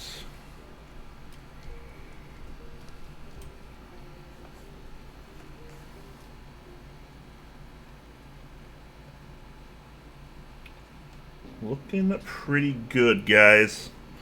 About to hop over to some soldering. Violet Viceroy asking, do I still use my cat profile keycaps? I do, and I love them, but Jay has them right now, my co-host. He is sending them back to me pretty soon, though, I think, so I can use those again, which I'm very happy about. Because I miss those caps, man. I really do. I really do.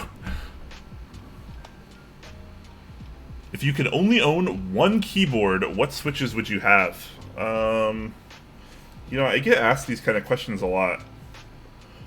I don't really have a good answer. I think my answer generally defaults to, like, if I could only own one board, if I could only type on one thing for the rest of my life, what would it be? And it would be lubed 55-gram Topra. Probably a Real Force 87U TKL. But that'd probably be my final if I could only use one for the rest of my life. Topra is just a very nice and luxurious thing. It's one of the few things I feel like I could type on for weeks on end and not really get sick of. It may not be the most flashy, but I think 55 gram with a good lube job is just aces. Did someone say Vietnamese food? I always say Vietnamese food. I probably eat more Vietnamese food than any other white person. Okay, that's probably not true, but I love some Vietnamese food.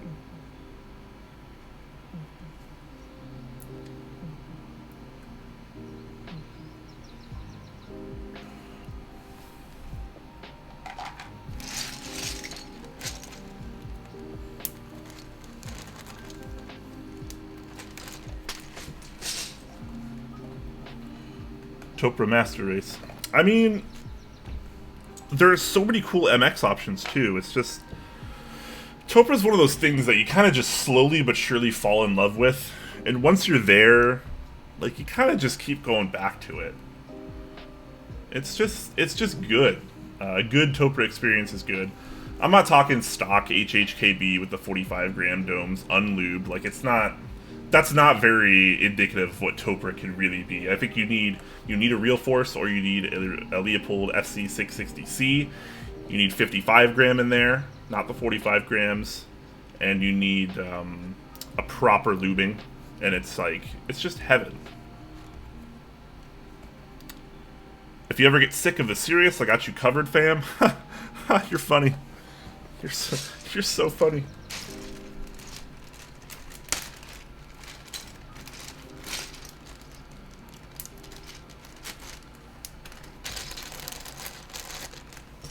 Typing on Norbitouch as we speak. Man, good for you. Norbitouch is a solid setup.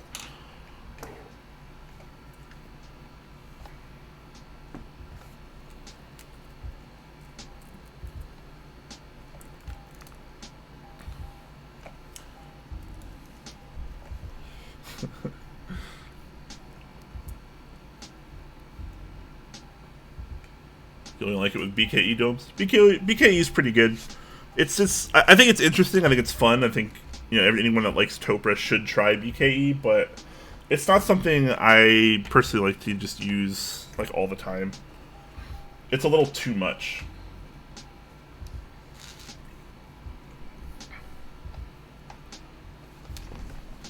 Alright guys, we'll do a little bit of soldering here. But I will be checking chat periodically as I can.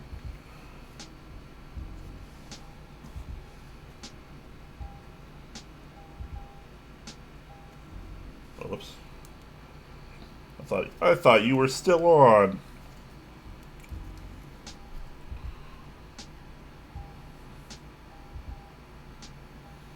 You're into the ultralight BKs. Interesting.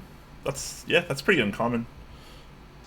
I think most people prefer the lights or the heavies. I don't really see the ultralights or the extremes get used very often at all anymore these days.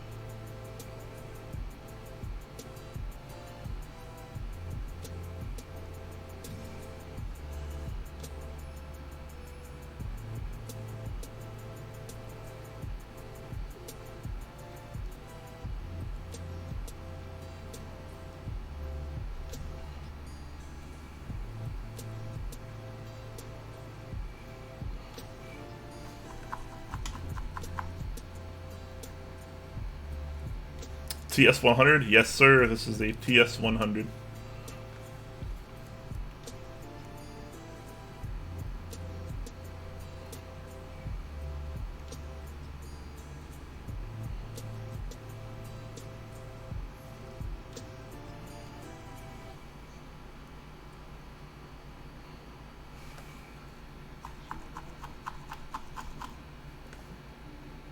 Maybe you'll get an FC660C for your wife. It's a good board, man.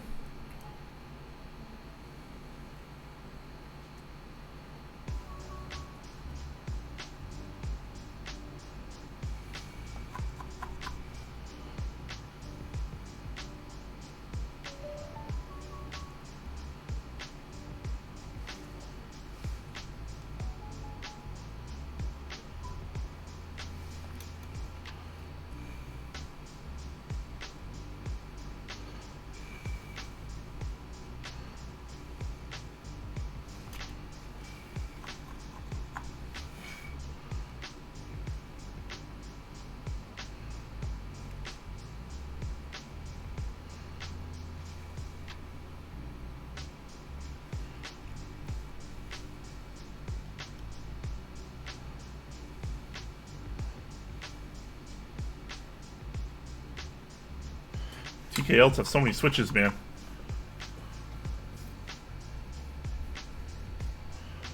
Have I tried the TA80? You mean the TS80? I have not. That's the USB powered one, right? I haven't tried it. I'm interested in trying it though. I think a USB powered soldering iron could be pretty interesting. My worry is obviously does it get hot enough, right? Being USB powered, you can't really have a ton of power there.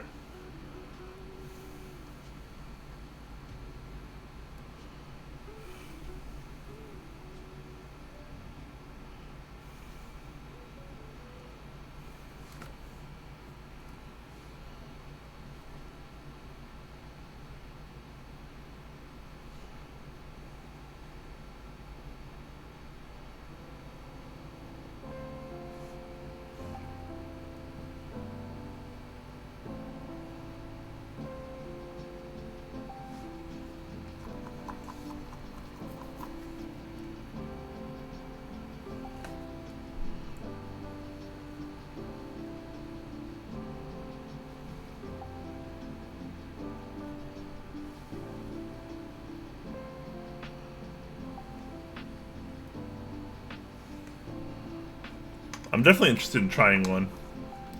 I just don't want to, like, I mean, I guess I could always sell it if it doesn't work out. I'm always scared to, like, invest into things that might not work for me.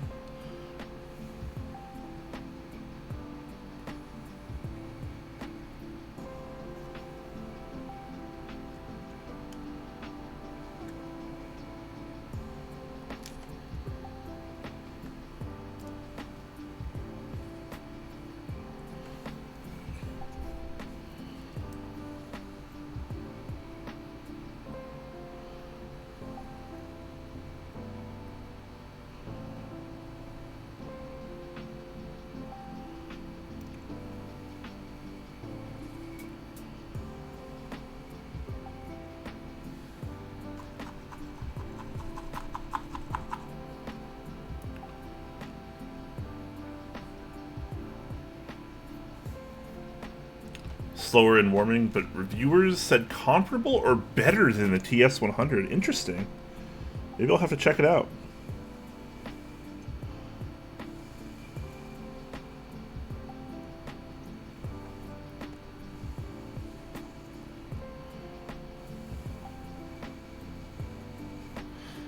If anyone, particularly a mod, has any time to spare, a minute or two, can someone find out how the Kira80 is programmed for me? I'm hoping QMK, but I'm not sure. I didn't actually look at the thread or anything before doing this.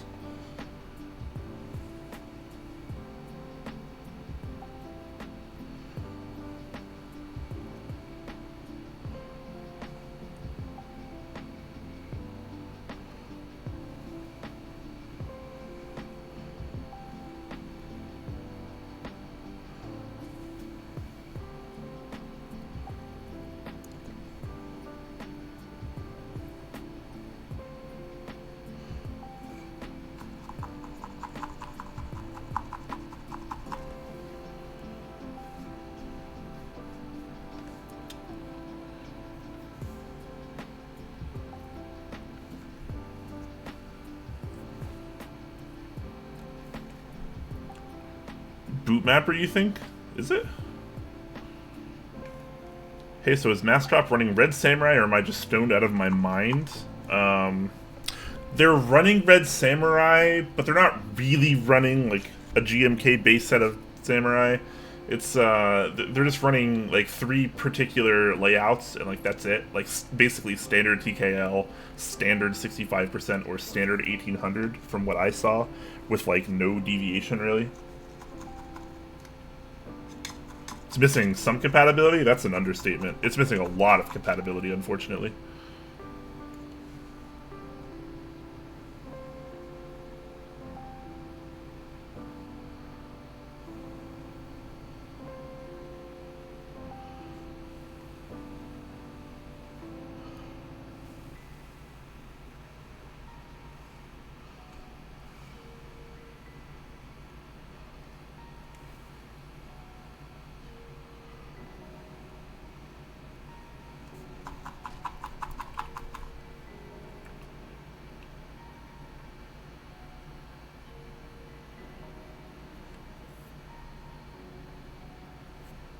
I mean, I guess it's cool if they're doing it. It's better than nothing, right? But why not just run another set of it?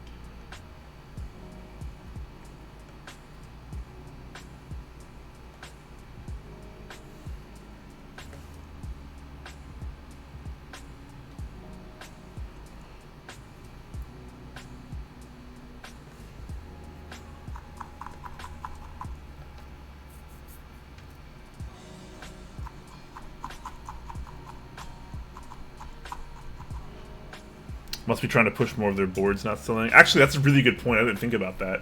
Because Mastrop has the Control, which is their, you know, kind of flagship TKL product. Then they have their Alt, which is like their flagship 65%. And then they have their new Shift, which is their kind of flagship 1800 series layout that I actually reviewed on Mastrop not too long ago. So that makes sense. They're only supporting those particular boards, kind of, realistically. Interesting.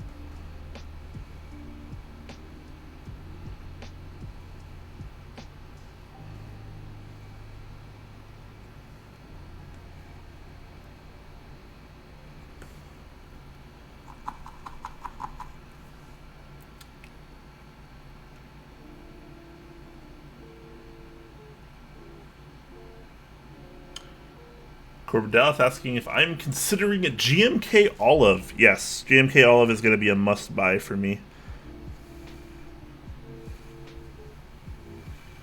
I kind of think that it's the pinnacle of green sets right now, even though it's not actually on the market yet.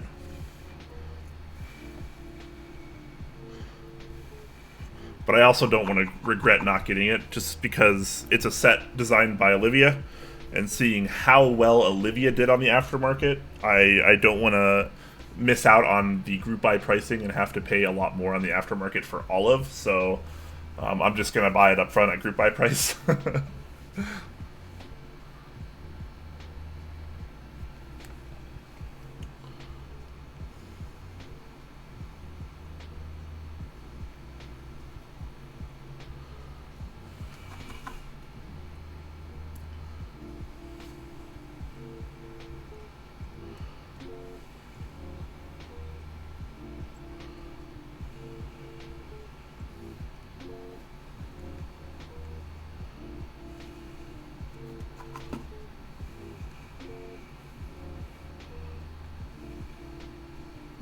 It's like FOMO, right? Instead of fear of missing out, though, it's fear of having to pay more on the aftermarket for something.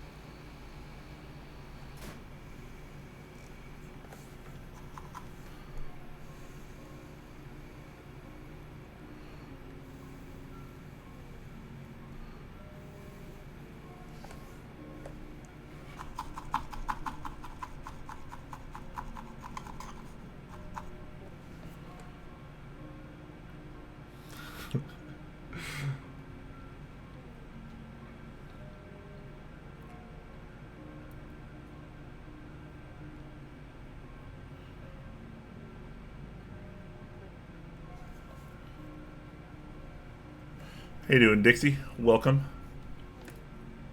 Hope you're doing well today, sir.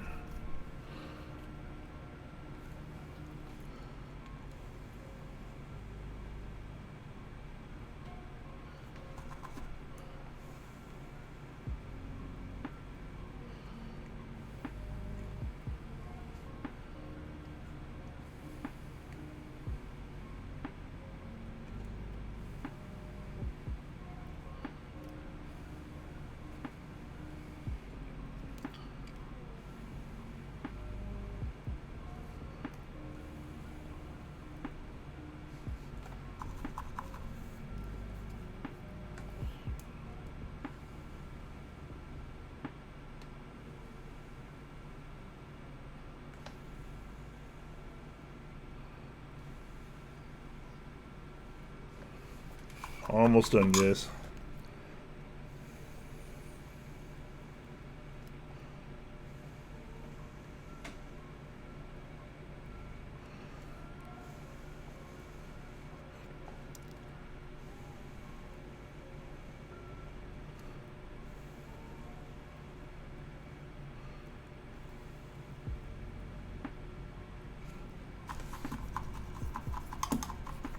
Alright, that should be good.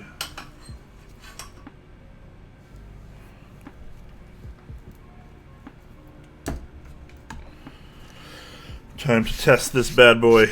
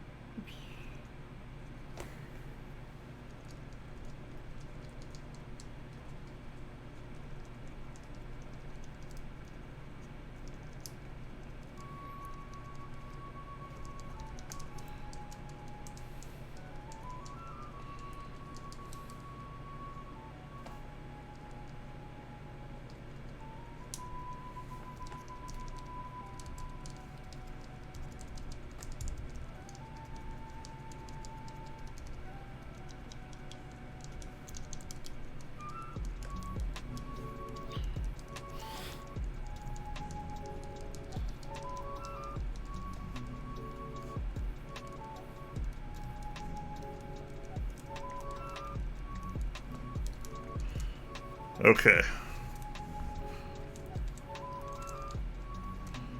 So it looks like I have some issues.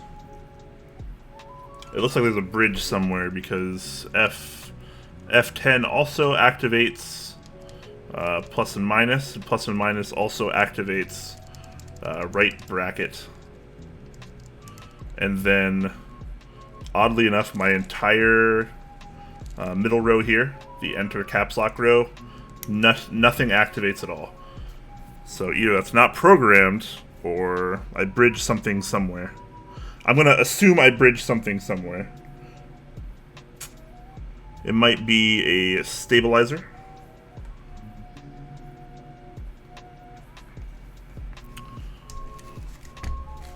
It's fine, guys. PCBs are pretty much always fixable. It's just a matter of finding what it is.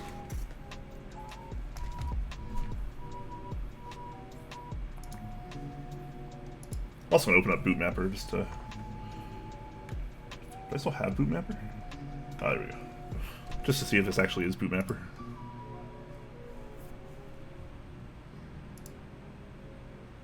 Oh, it is Bootmapper. Interesting.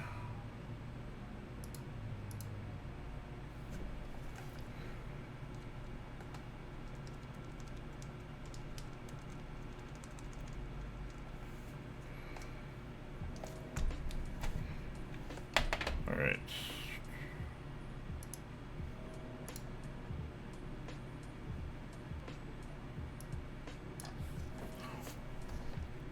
All right, so the first thing I'm going to check are the stabilizers, the screw-in stabilizers. I have not used any kind of washers for them.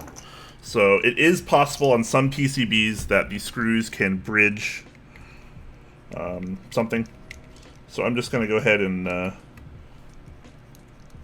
pick up all of these basically, move them almost all the way so they're not actually touching the PCB anymore. And then we'll kind of go from there. Unplug this while I do that too. Whoops.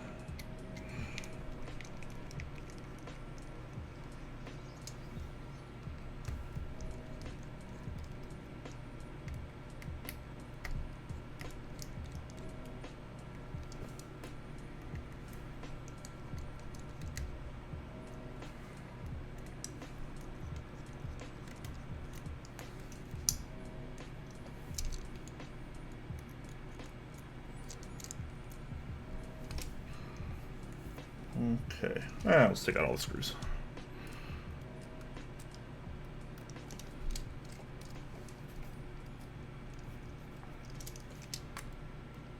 This is going to be our first course of action here. And if this doesn't work, we'll go from there.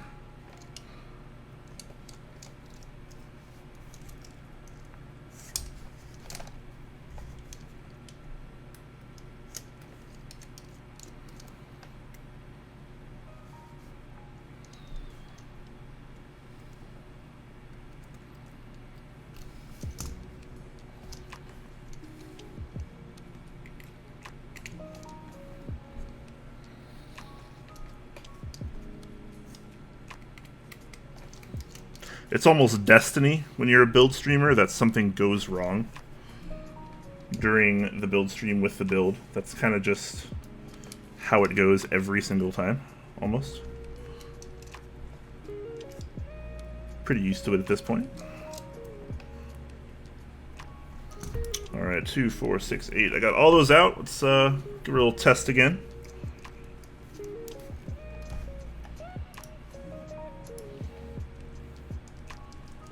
Okay,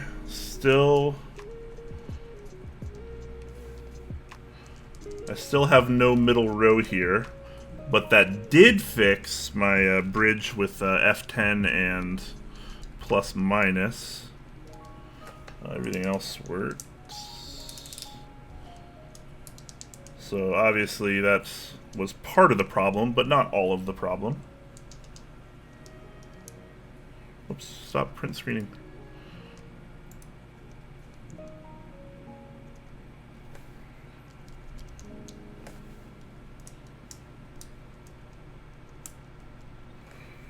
Okay.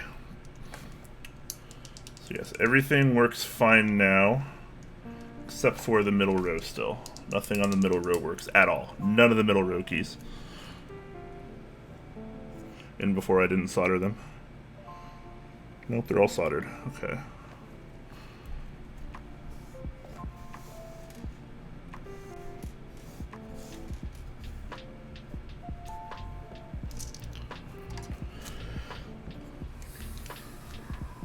Now we're going to take a little bit closer of a look here and see if I bridged anything obvious.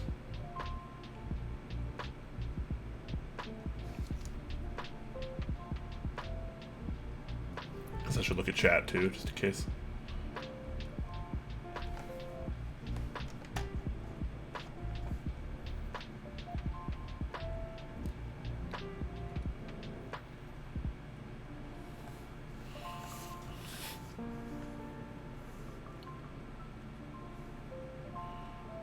So you have to start over? No, I shouldn't have to start over.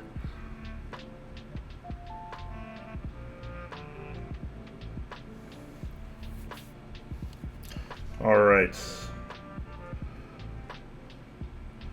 What is the problem here?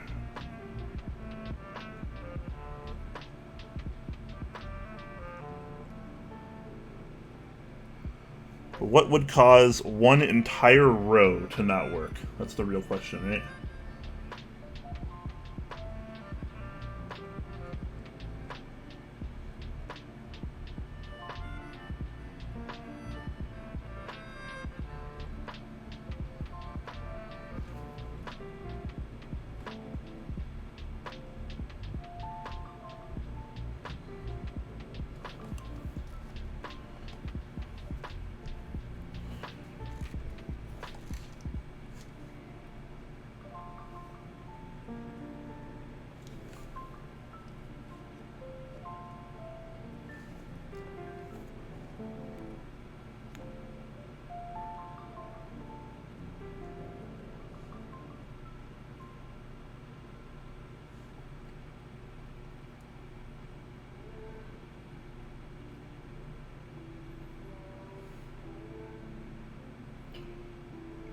I don't see anything bridged.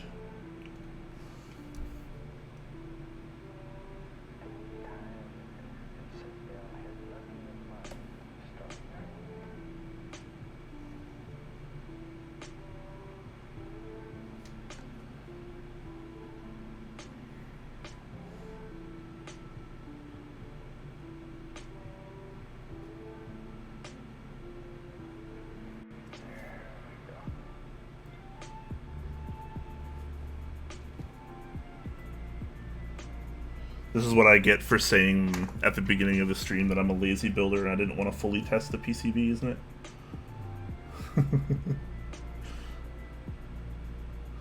I mean, it's got to be something very singular because it's just one row. It's perfectly one row.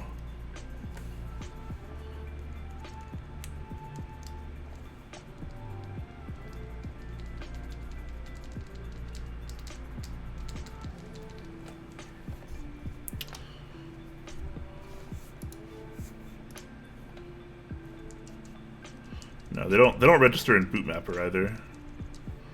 So they're not actually being registered.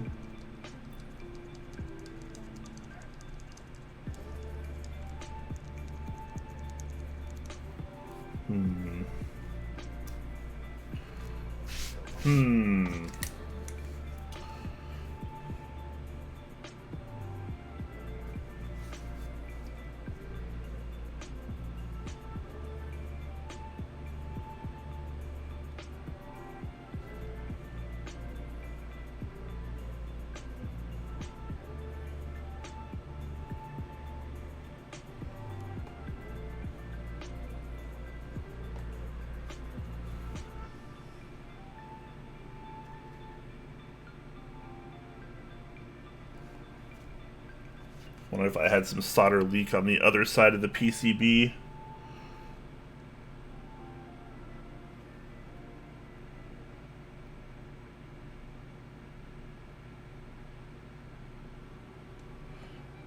Which has happened before.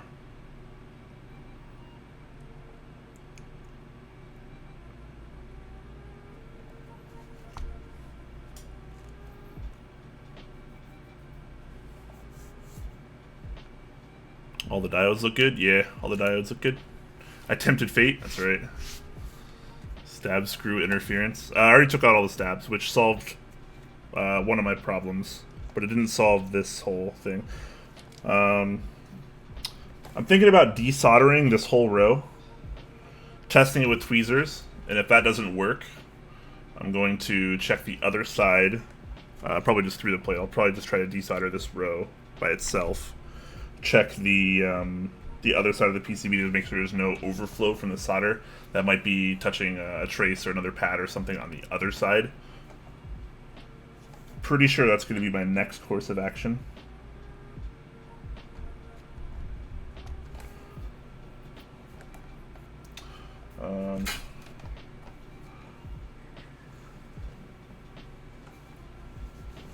First I need to find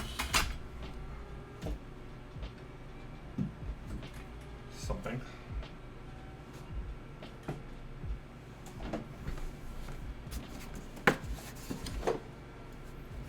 That, I need to find that.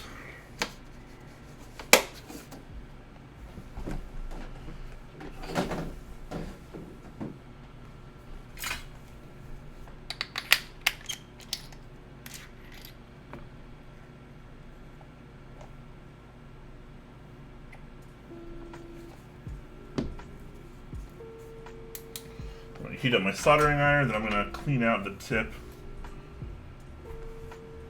and the tip and the shaft. Then we're going to do just a little bit of desoldering.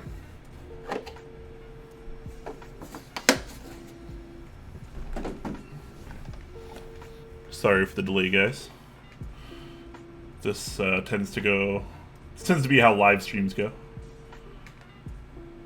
Middle row, not really important. Okay, who needs this?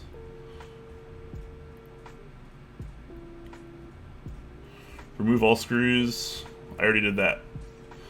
Make continuity tests from caps to MCU. I don't exactly know what you mean.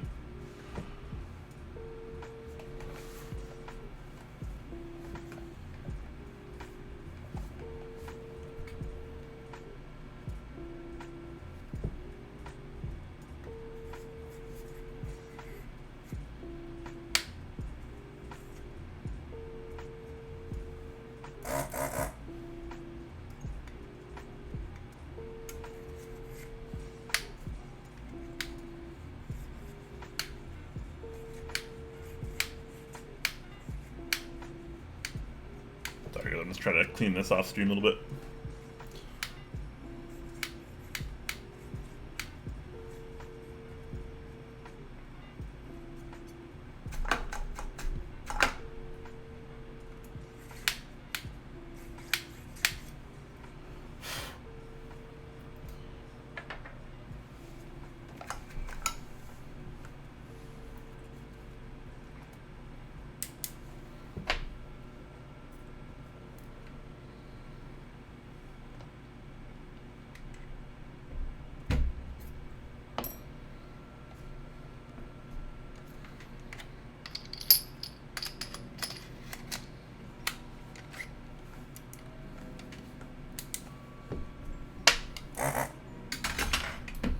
Give that a sec to come back up to temp.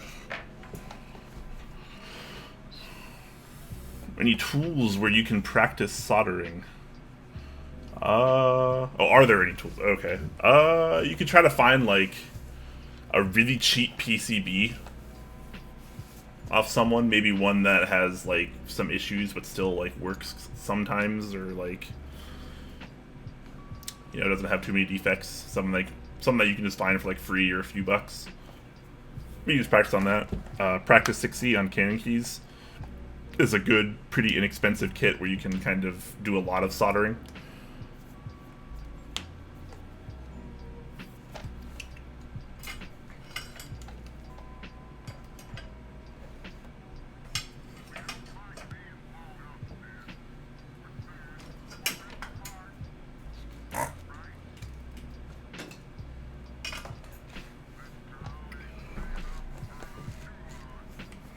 Alright. I'll mute myself for this because this is kind of loud.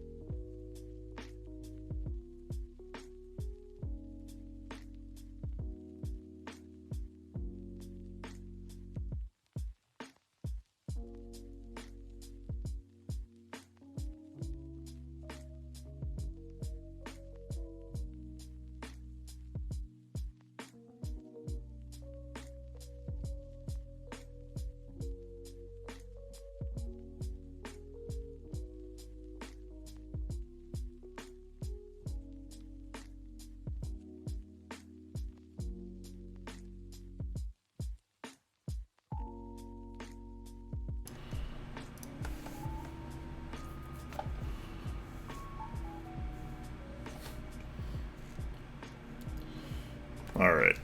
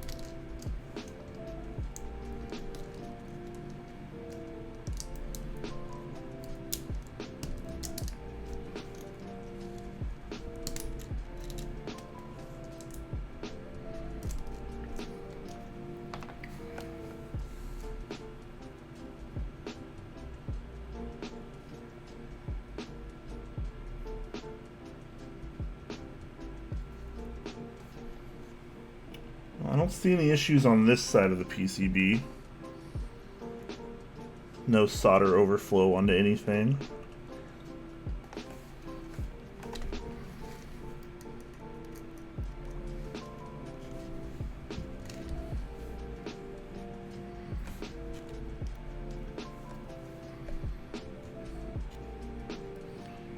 Yep, still getting nothing from this row.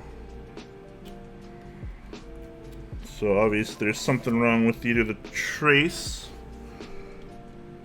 or somewhere on the MCU, which makes me feel a little bit better, because that means I didn't do it.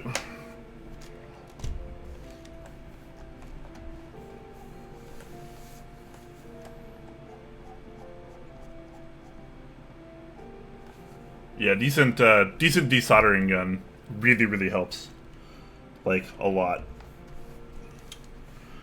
Okay, so I'm not really sure what the issue here is.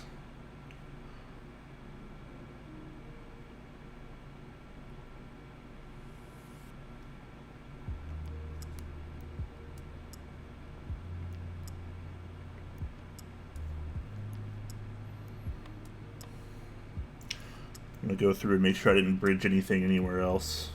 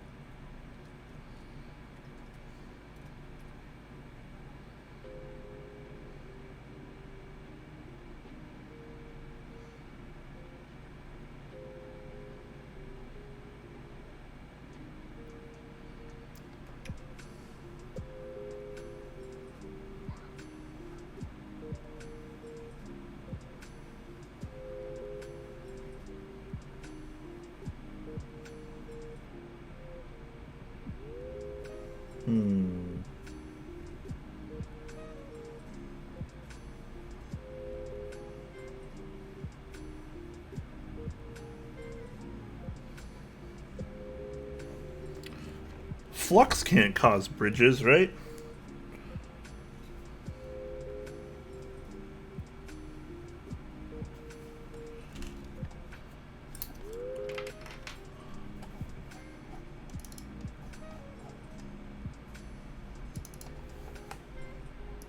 What's going on with the PCB? So this whole row, the middle enter row here, enter caps lock row that I've just desoldered, none of the presses were registering. So obviously it's not the switches. I tested outside with the switches off, still no good. So trying to figure out what's going on there.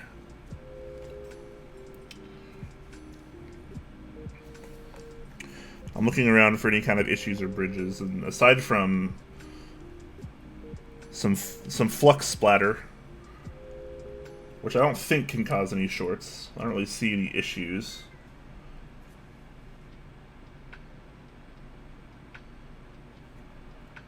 So I'm interested. I am also interested to see what I do next, because I don't think I've ever actually had this particular issue where I just have one column not working. I've had lots of bridges, but usually bridges, for me, just activate multiple switches. So I'm a little curious exactly what's going on here.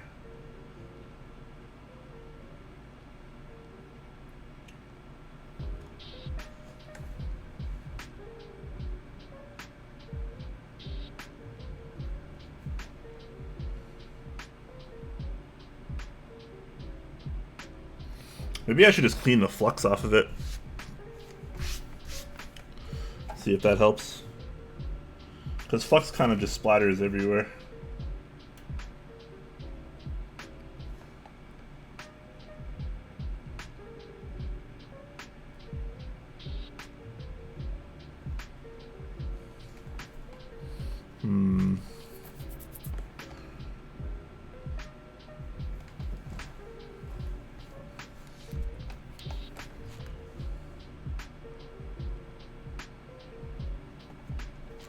I don't know, guys. What do you think I should do? What's the next step here?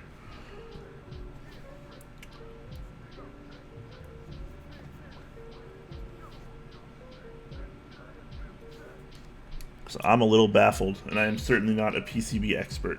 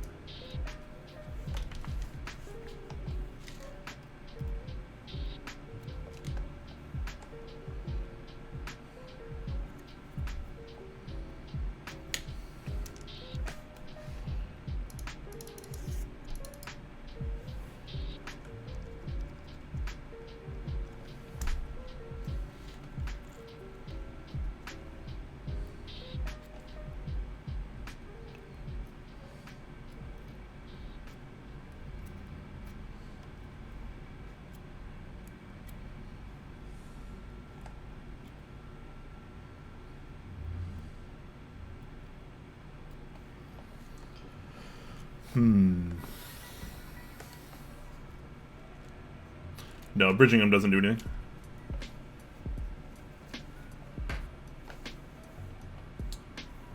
Where's Merlin when you need him?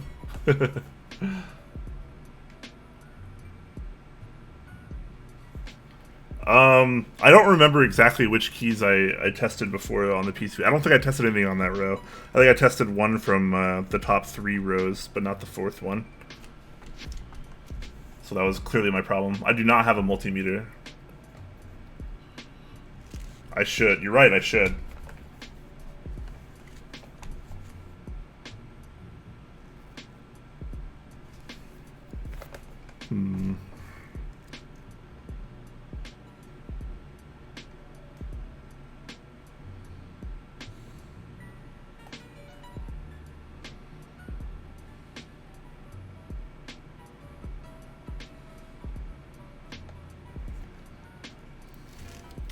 Might have to call in an expert on this one.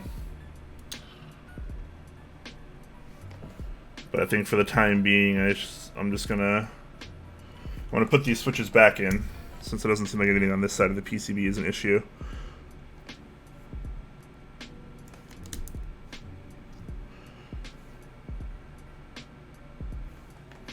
put it back together, finish building it, do a little typing test, then figure it out off stream when I can talk to someone that should be able to help me.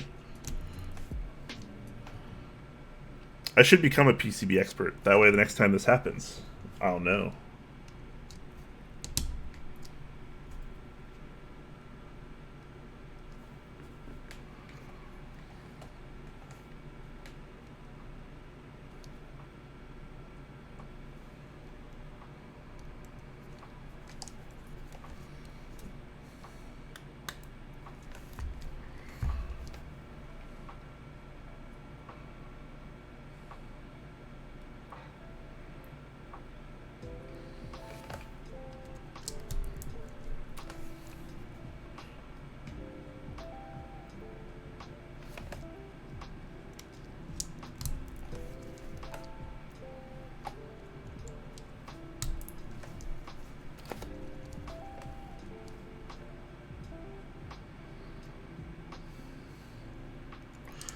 But one thing I do know is I'm pretty anxious to type on this.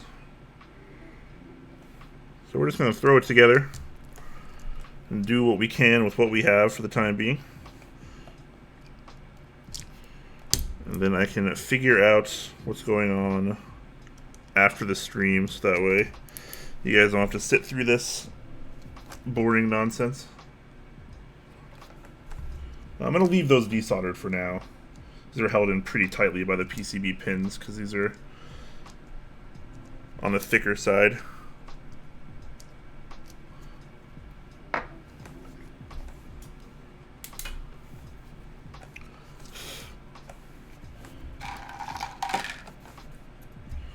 So for now, let's try to put this together. I haven't actually taken this apart yet at all.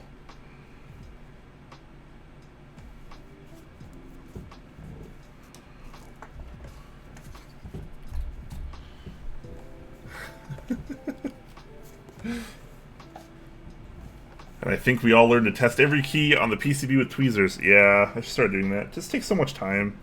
Usually things are totally okay, but obviously they're not today. What's the verdict? Had to step away for a moment. The verdict is I still don't know exactly what's wrong. I'm going to go talk to some people off stream after I'm done here to try to help me with this, and we should hopefully reach some kind of resolution. But for the sake of the stream and my curiosity, I'm just going to put this together now and then deal with it off stream.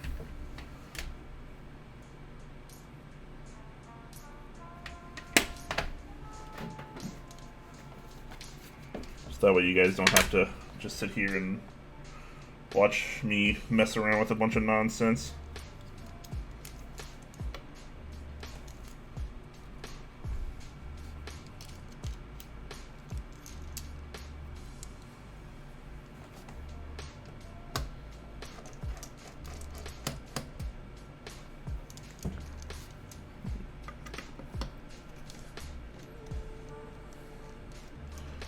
Program that row to a function layer. That's true. Man, you guys with the big brain plays, I love it.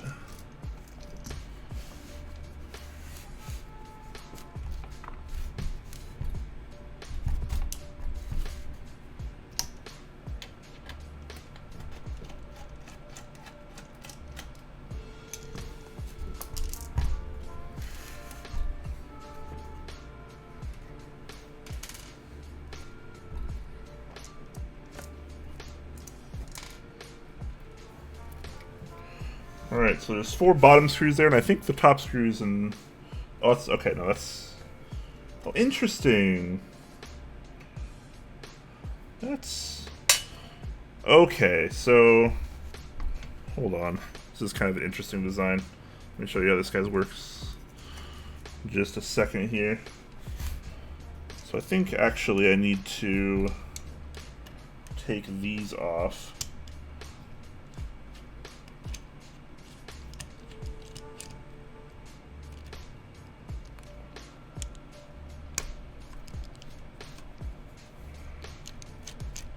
Take this kind of accent piece off first.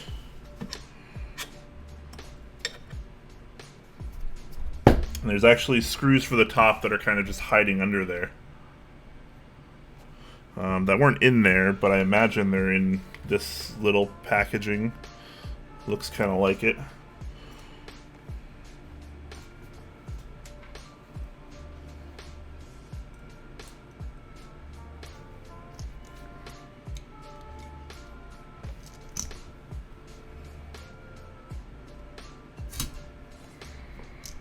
Come on. I guess I don't really need this screw to come out, but there we go.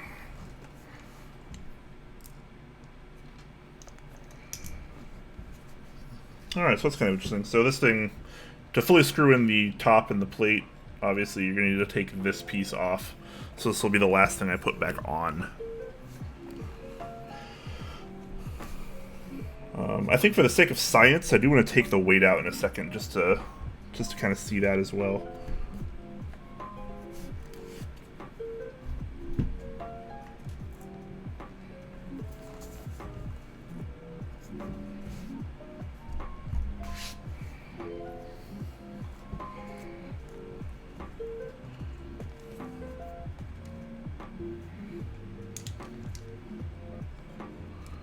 So this is top mount, as you can see here, as most custom TKLs tend to be these days.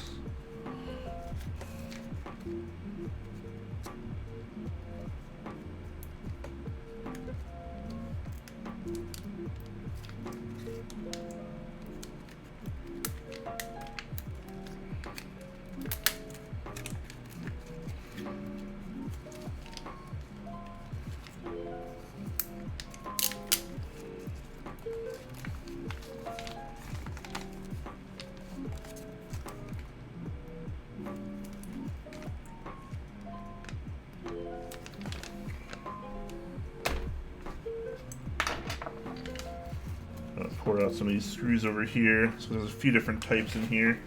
You have to figure out what they're all for.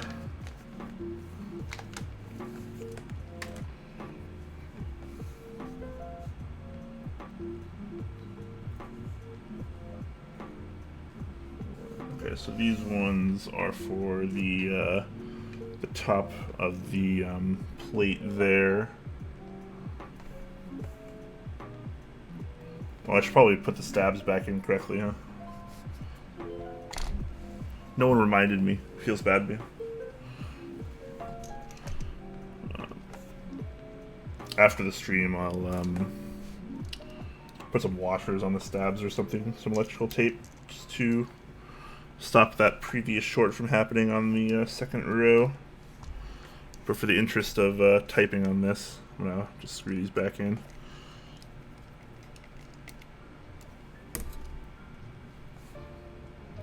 Put these bump-ons on, I guess, as well.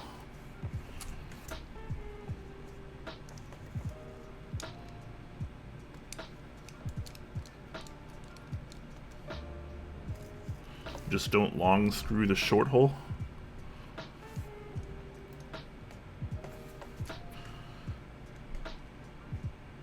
Is that supposed to be an innuendo?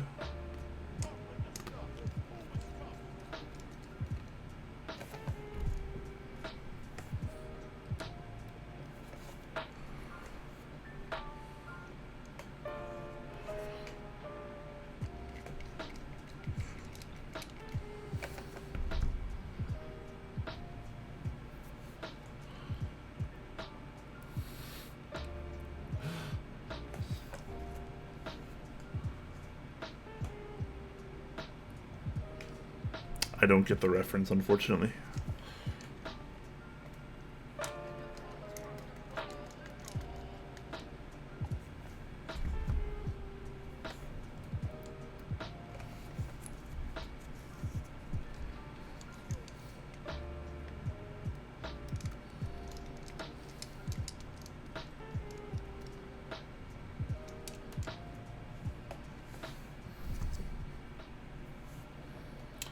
What are your thoughts on Paco switches? I feel like I've been asked that quite a few times, and I still don't know because I've never used them.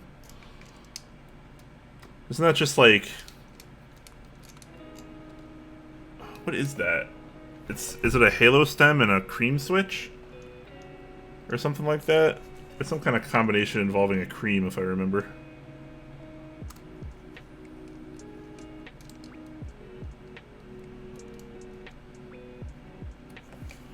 Yeah, I haven't tried those yet.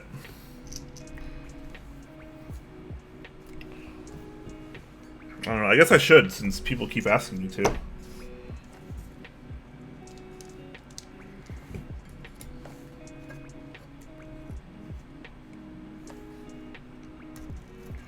Alright, looks like these are for the plate.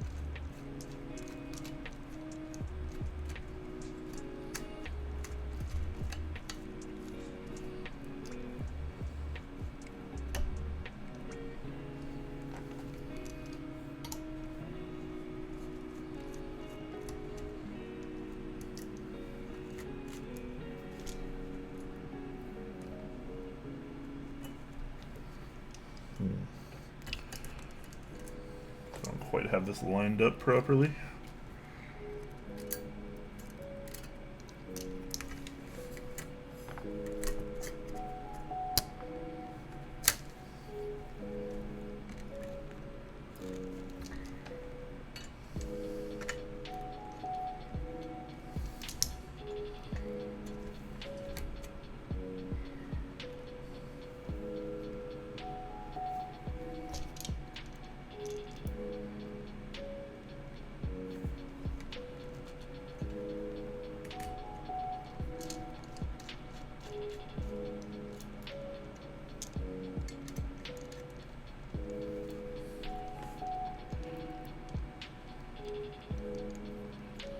What material is the black part of the case? Is it just me or is it very fingerprinty? It's aluminum.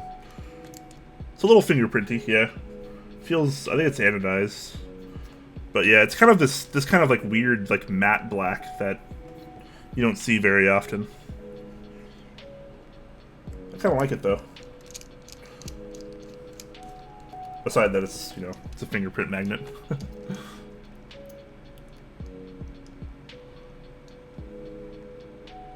What case is that? This is the Kira80. It's a TKL, 10 keyless board, designed by Thesis Camper.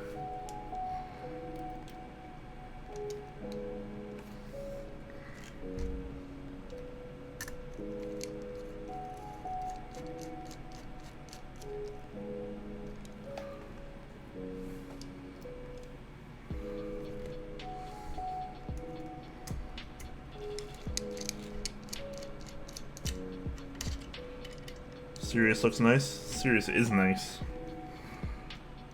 Is great.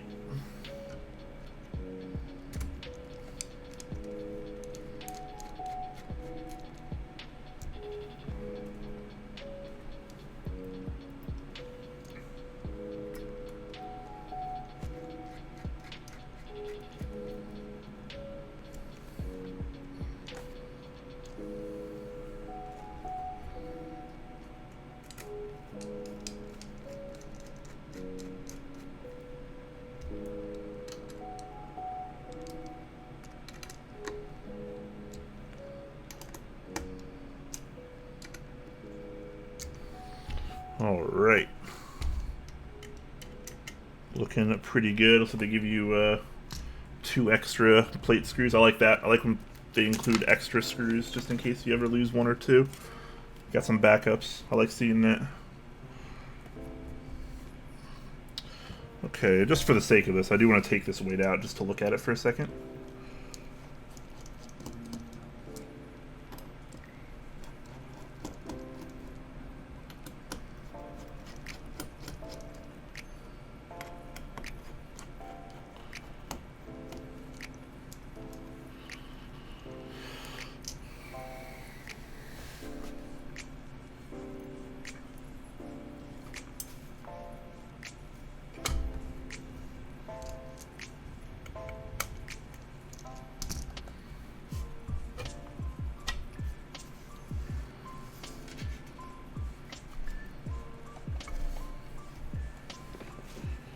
grab a microfiber cloth real quick.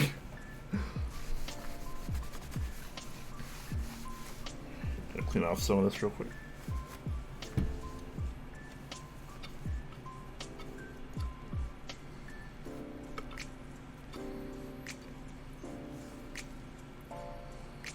Wow, tolerances on this are really tight. Even with all the screws out, it doesn't want to come out.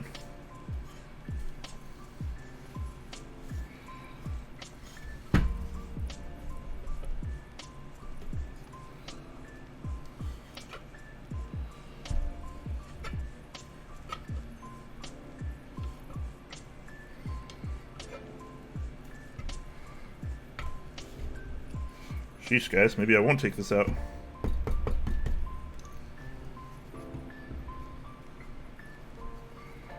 Huh.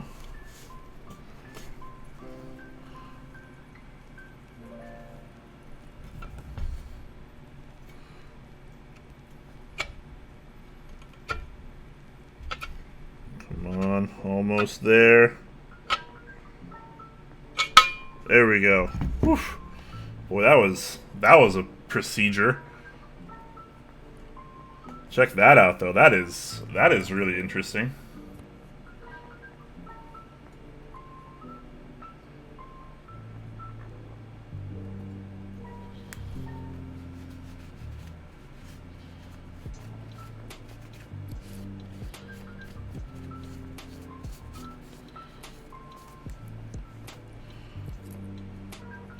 Kind of like that. It's nice.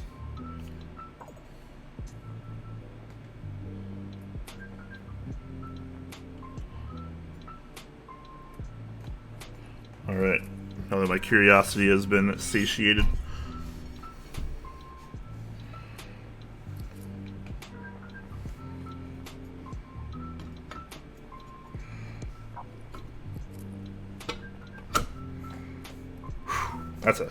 That's a tight fit right there, boys and girls.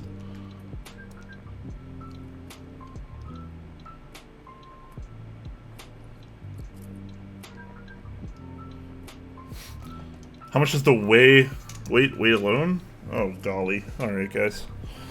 I only do this because I love you.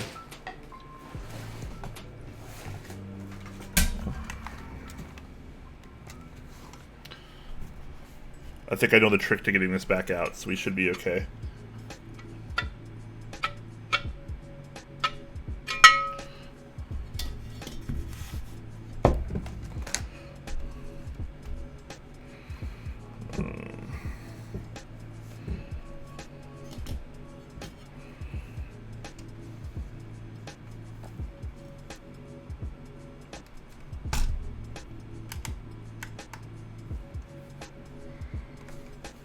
Alright, so you guys can see that, right? Okay.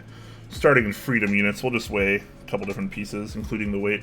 So the bottom alone without the weight is a little over 2 pounds, 10 ounces, or a little over 1.2 kilograms.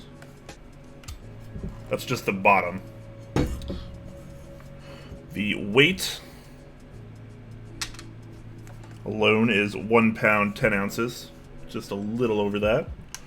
Or about 0.74 kilograms.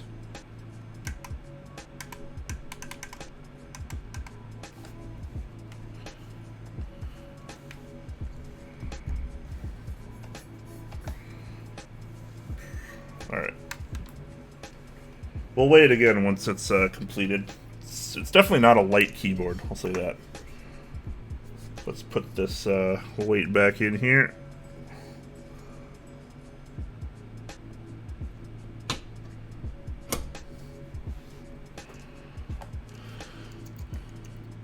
You're welcome, guys. You're welcome.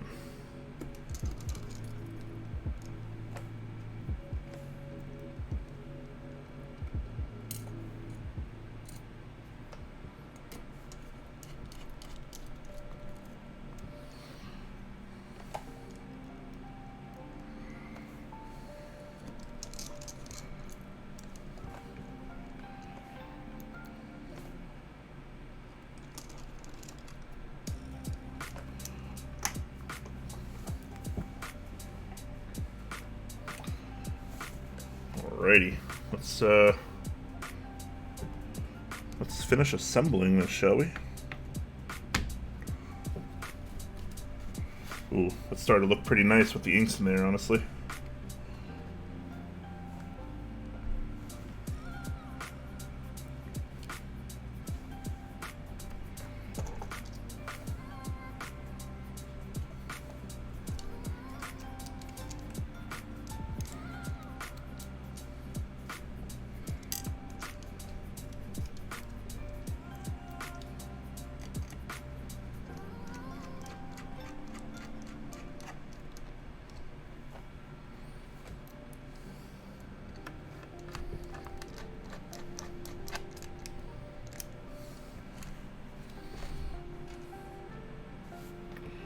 Ink's looking good, yeah. Not too shabby, if I do say so myself. It's definitely looking pretty nice on the black Kira.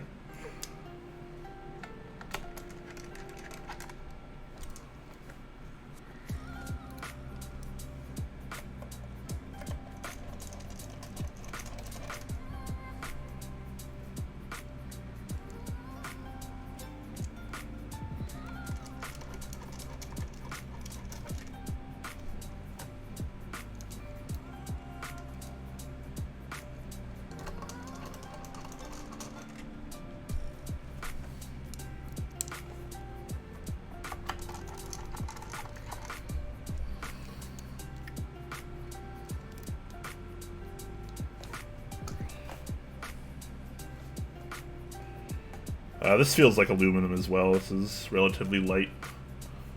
If anyone was curious if this was steel or something. Kira80 by Thesis Camper X Eve.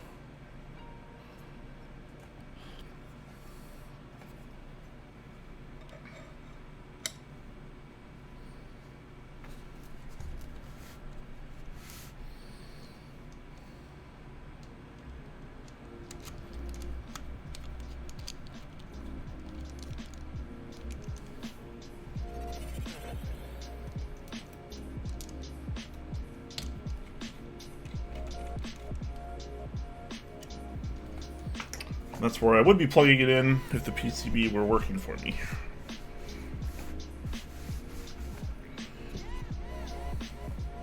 I'm actually not going to put the bump-ons on at the moment, because I don't know if he wants them on or not. And if he does, he can always make that choice. I know I tend to not use bump-ons a lot of the times because I use desk mats. And I find, because I slide my keyboards around a lot for gaming and other reasons, I don't really like to have the bump-ons on, otherwise they kind of just smear and fall off over time anyways. But anyways.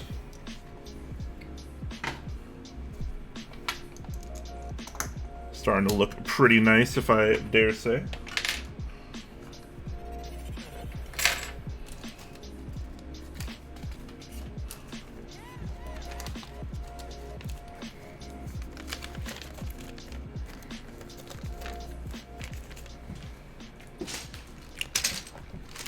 I don't know how good Triumph Adler TA90 is going to look on here, but I kind of want to use it anyways, just because I got it in like today. So I'm kind of like excited to just try it out, you know.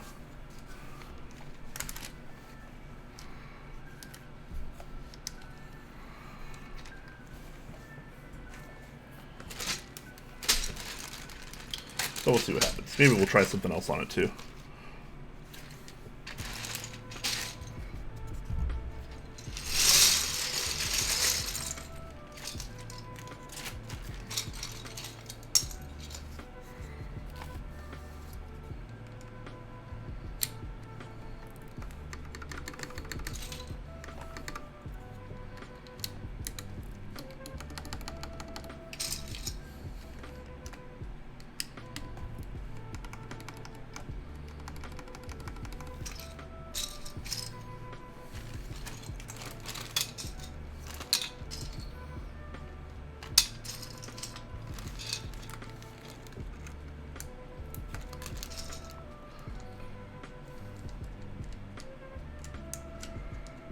I apologize for being slow with this, guys. I know I am.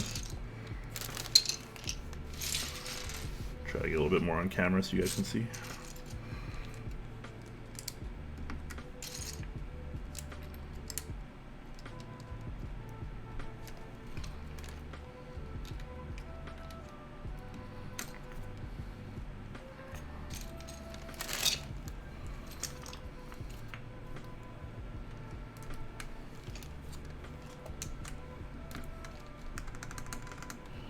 Mike knows what's up using split backspace on a TKL. I kind of try to talk him out of it, but, you know, it's his board. I think it looks a little goofy on a TKL, but, you know, it's functional, that's for sure.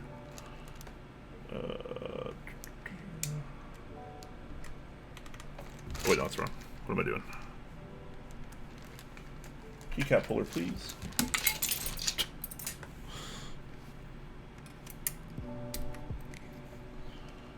That wasn't a drop, guys. That was a strategic throw. I'm not sure like what to put there on a TKL, because like having two tildes is pretty silly, right? So no real reason for that.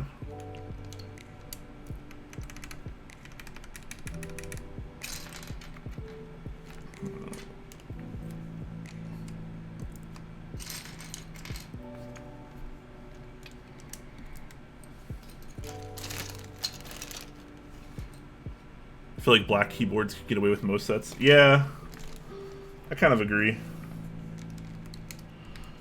I think they get away with a little bit less than maybe like a silver or gray case. Maybe a little less, but they can still get away with quite a bit. Just put a alpha color tilde there, mod color tilde over there. Feels strange, man. I don't know what he plans to put there. Is there no Alt GR in this set?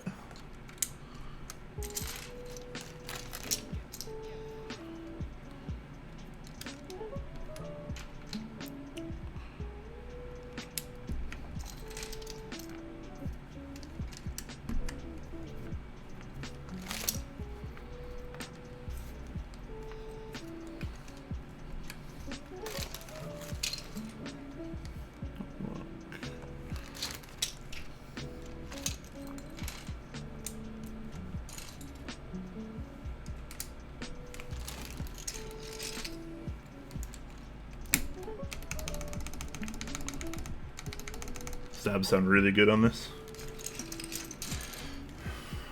Wait, what am I doing? That's gonna be backspace.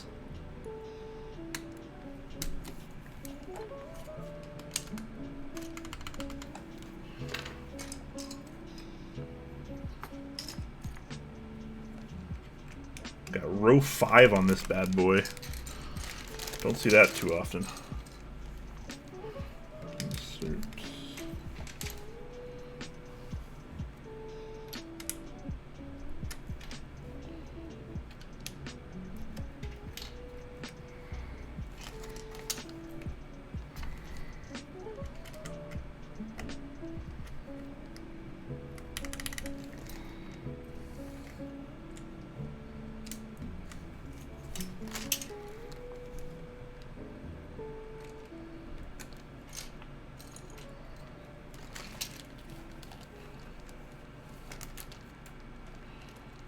Do I have the F keys wrong? Wait, I have it right. You guys trolling me?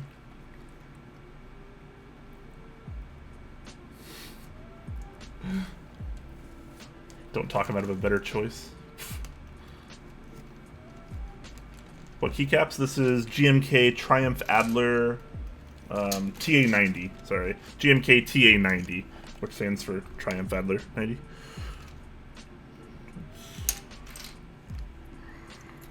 Oh, okay. So I have my choice of row 4 or row 5 arrows, which is weird because there doesn't seem to be a choice for row 4 bottom row. They stick you with row 5 by what it looks like.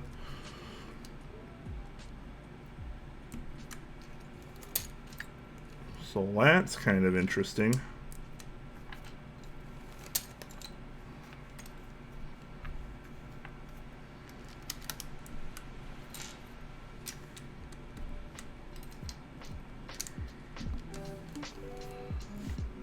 Please tell me this has stepped caps lock. I would look real stupid if it didn't.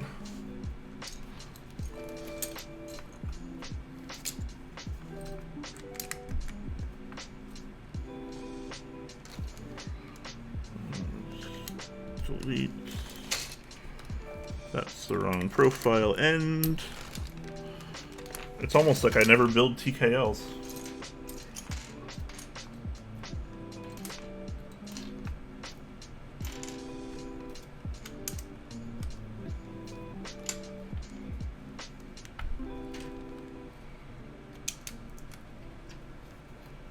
Why are you so bad at this? I don't know. Because it pisses you off, that's why. Otherwise I'd be really good at it.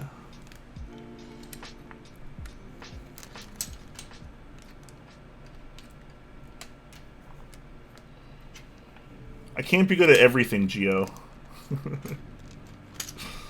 I don't know if I want barred or scooped homing keys yet. I'm gonna make that decision soon.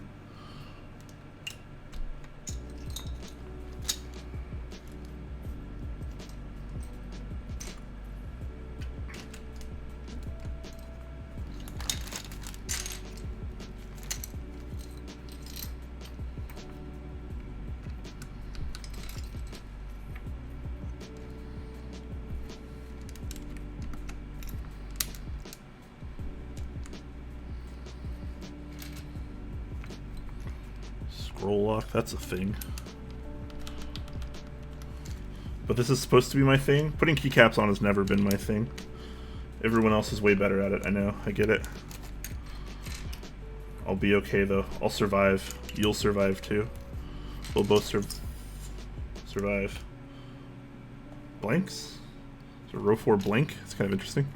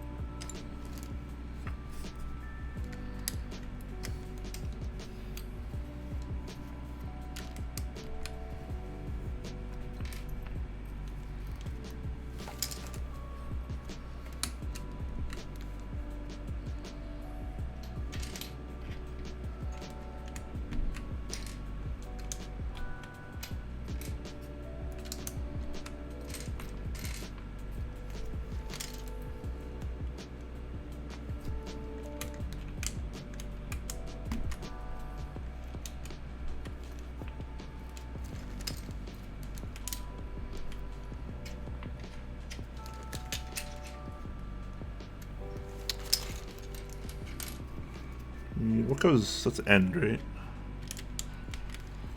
And I never built boards this big.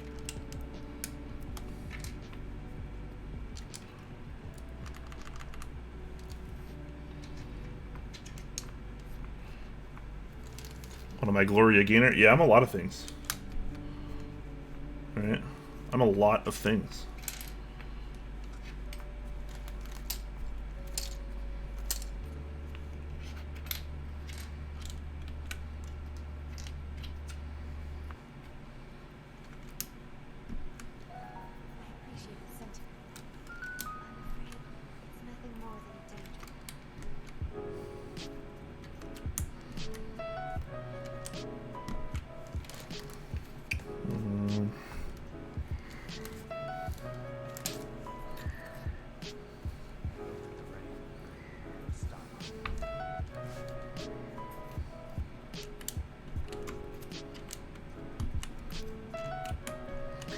I don't know, do I want barred or scooped homing keys, guys? I don't know which one I want.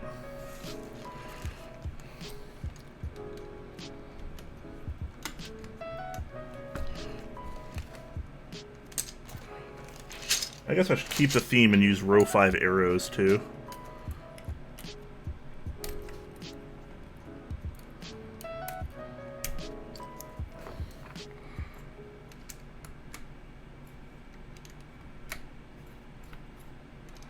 Row 5, bottom row. Bar, bar, scoop, scoop.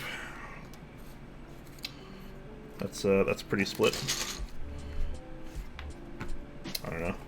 I don't really usually have much affiliation with either. I don't really care. I'm gonna put bars on.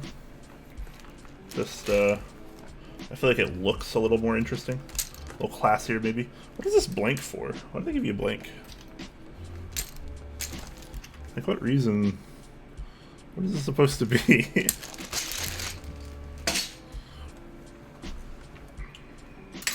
Alright, well, let's take a look at this weight, shall we? Oh boy. It's not light. Let's just put it that way.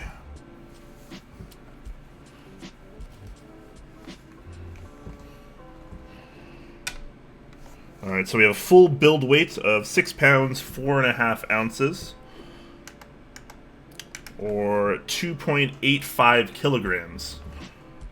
So, pretty hefty. Definitely not a light keyboard.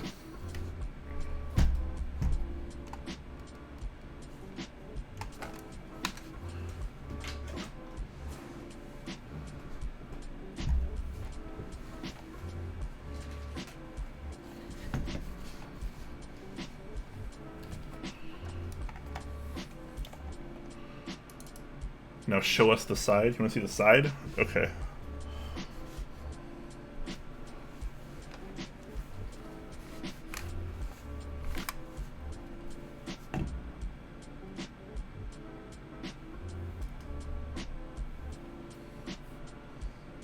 There you go. There's the side. It is very interesting. We'll say that. Side, you got this back over here. I guess that's kind of actually backwards.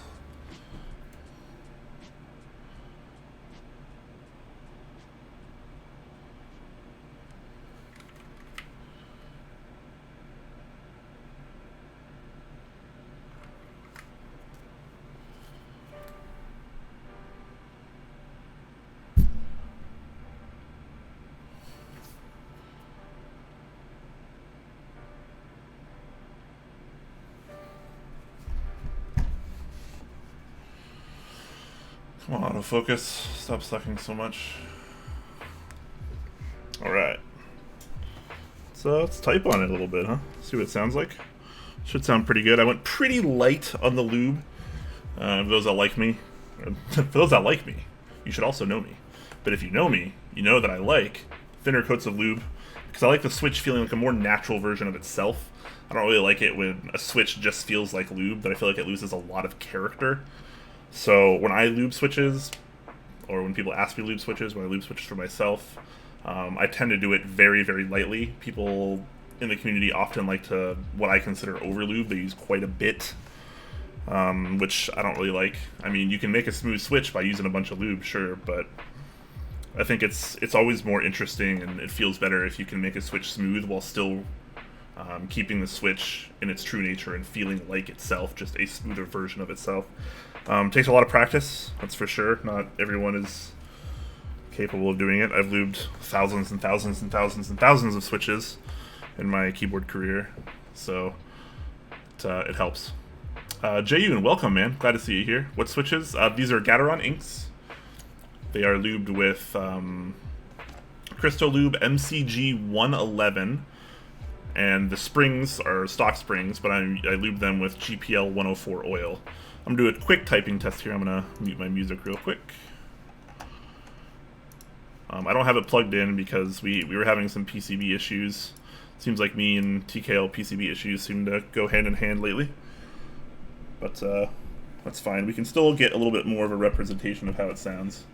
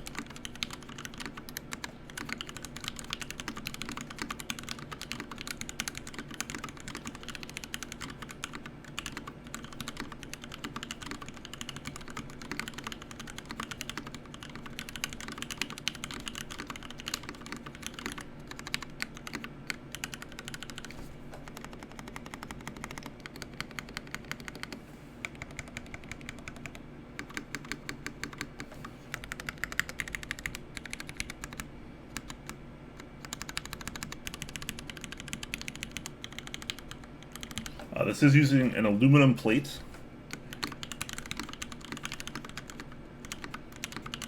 I think it sounds pretty good. The spacebar is actually really quiet too during the actual typing. It doesn't really sound any louder than other switches. I know some people like really loud, imposing spacebars, and I totally get that. Sometimes I do as well, but I think if you can get a spacebar to sound roughly the same decibel level as like the rest of the caps while typing, that's pretty cool too.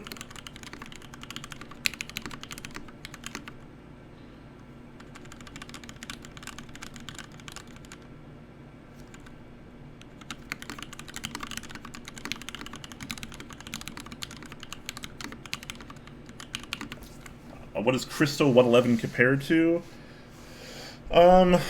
You know, it's kind of tough. I think the easy answer is saying that it probably compares to Tribassys 3203, but I haven't really spent a whole lot of time testing them side by side. They do feel kind of similar. They don't feel too thick. They don't really feel too thin. It's kind of a nice middle ground lube, I would say. It's not quite as light as an oil, but you know, it's not gonna, you know, be thick enough to kind of overpower your switches like 205 grade 0 or what I'm assuming MCG 129 is kind of like.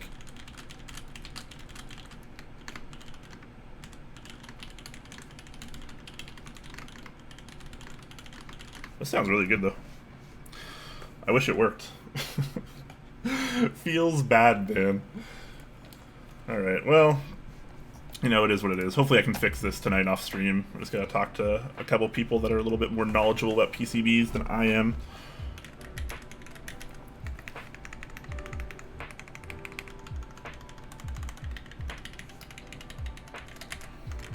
So Row 5 is pretty interesting. I haven't used Row 5 Cherry in a while. Oh, I promised I'd show that off, actually. So, for those of you that might not be familiar with Cherry Profile Row 5 and how intense it can be. Look how much sharper the bottom row is than Cherry Profile normally is. It's much taller, much more aggressively sculpted compared to so this. So this is normal Cherry. This row and this row, the two bottom rows, are both Row 4 Profile. So that's why they're the same here. That is pretty normal on Cherry. I have my spacebar flipped, so it's a little bit weird to see there. But you can see these two caps here are pretty equal because they quite literally are. But on this, obviously you have a much more aggressively sculpted bottom row.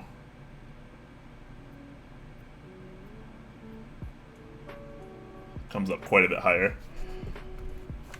You don't see Row 5 too often on a lot of sets. Some sets do include it, but it's kind of rare. But it's the default on this set. So this set actually doesn't even come with Row 4 Control Alt or OS key.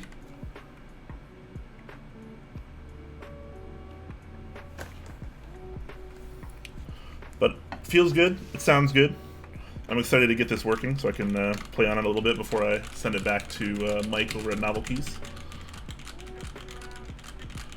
Yeah, the 1.25 U's they include are Row 4. You are correct. That is true. But if you want to use your 1.5 U bottom row mods, you have to go with Row 5. They do give the option for arrows too, so that way if you're using a standard TKL and you have your normal 6.25 U spacebar bottom row, you can use the Row 4 arrows as well, so you can kind of go either way there. Here, this is a win keyless type build, so we omitted that. Alright guys, so I'm going to be heading off in just a moment here. If you guys have any last minute questions before I take off, please get them in now. You can tag me at Clack. Makes it a lot easier for me to see. If you guys have any questions about anything, this board or otherwise.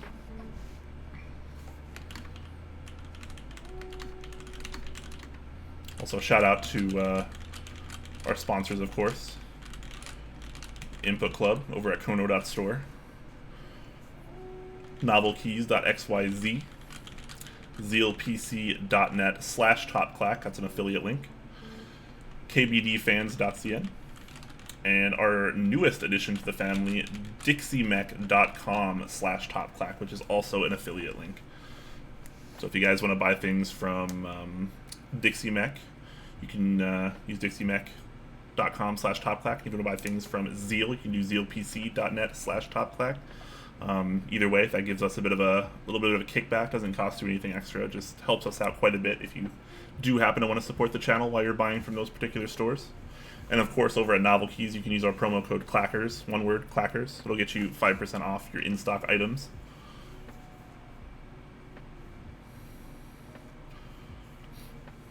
Topclack at dixiemech.com works too.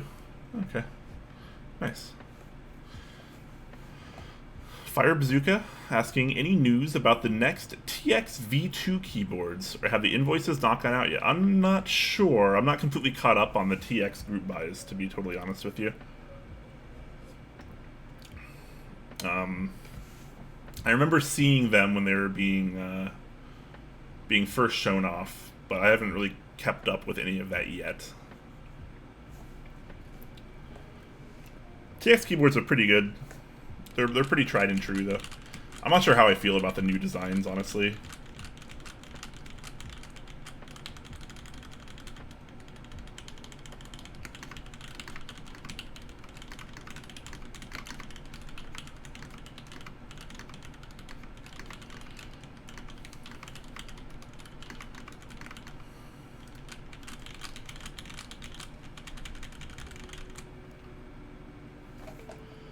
Alright. Now it's time to head out, take this back apart, figure out what's wrong with the PCB.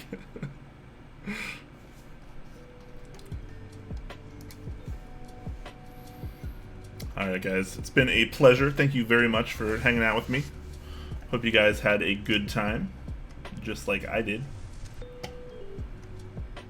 I'm gonna look to see if there's anyone on to raid. I think Nathan Kim might have just started, so I might send you over there.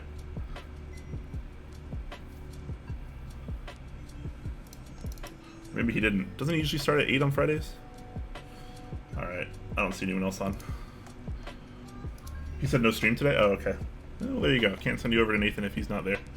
Oh, for the subathon. Oh, I forgot about that. Yeah. Oof, that's gonna be... He's gonna regret that. He's gonna be going for like 48 hours. What keycaps were those? This is GMK TA90.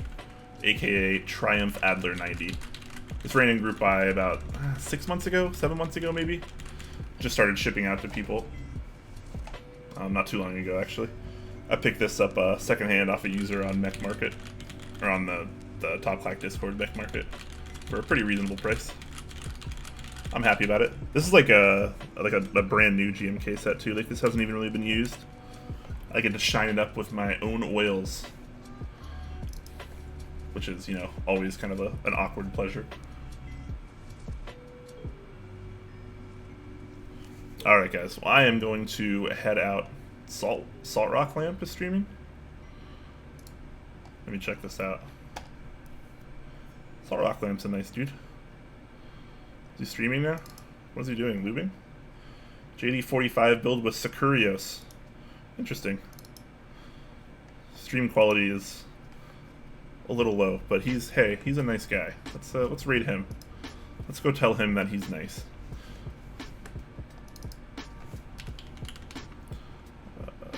Salt Rock Lamp.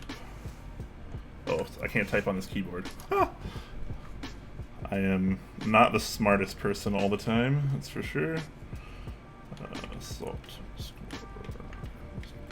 Alright guys, we're just gonna head over there. You know, looks pretty casual. Pretty chill. Hope you guys have a great rest of your night, whether you go watch Salt Rock Lamp or go do something else. It's been a pleasure. Make sure to check out Sunday. Jay's streaming on Sunday, 12 p.m. Pacific time, build stream. Then of course next week our normal Topclack episode Thursdays, 6 p.m. Pacific. Alright, let's go raid, guys. Raid, raid, raid!